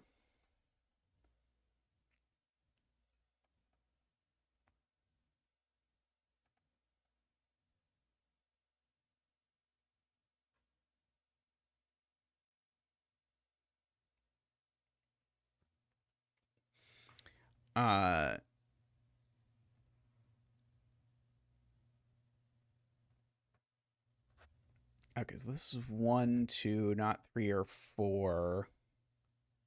Can't be 5. No, sorry, could be 5. Can't be 6. So this is 1, 2, or 5. That is true. We know Juggler points out one of these 2 is a 6 and one of these 2 is a 6. That's all of our 6s for these columns. So these aren't 6s. So they are therefore purple. So therefore, oh, I was going to say therefore this is prime, but that's only true if that's a 3.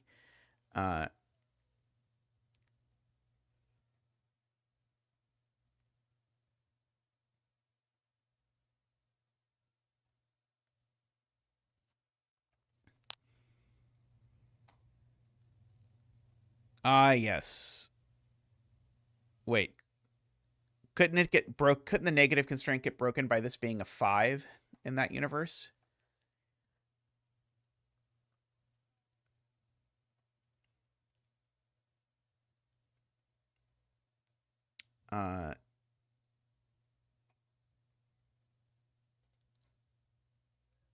This sees all non-primes, so it is definitely prime. And we actually know how many primes it sees. It actually sees 3 primes, right? Because one of these 2 is prime, and these 2 are prime. So this is never a 3 at least. It's a 2 or a 5.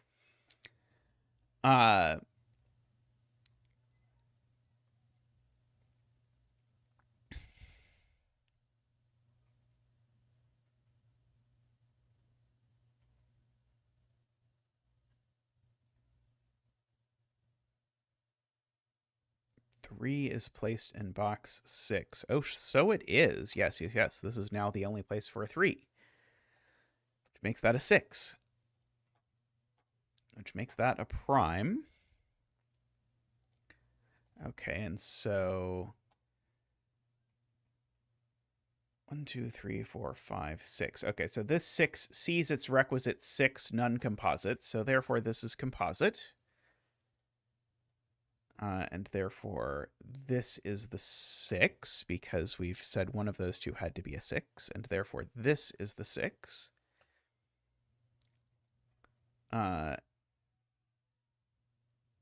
Like that. That is therefore a 2 and a 3. This is therefore a 6. Let's see, that is a 5. This is purple for sure. This is a 6 as well.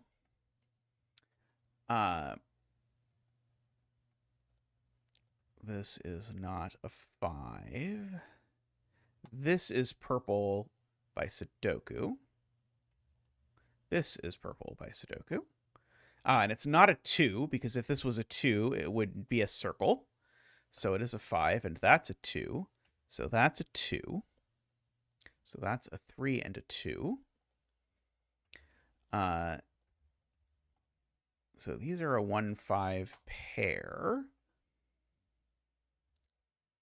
Okay, so this is just a naked single 1. It's not 2, 3, 4, 5, or 6. Yeah, this is a naked single 1. So these are my last 2 greens.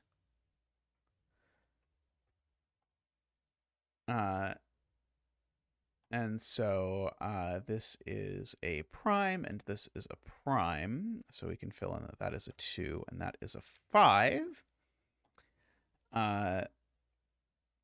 This is 3 or 5. Okay, but we can count. How many non-primes does this see? It sees 5 non-primes. Yeah, this is definitely in the like best is a 6x6 camp, but I enjoyed this sort of thing. I think I would have found it a little too mind warping in a not 6x6, but as a 6x6, very nice. I quite enjoyed that. But with that, I am going to wrap up the stream for the day. So thank you to everyone for hanging out.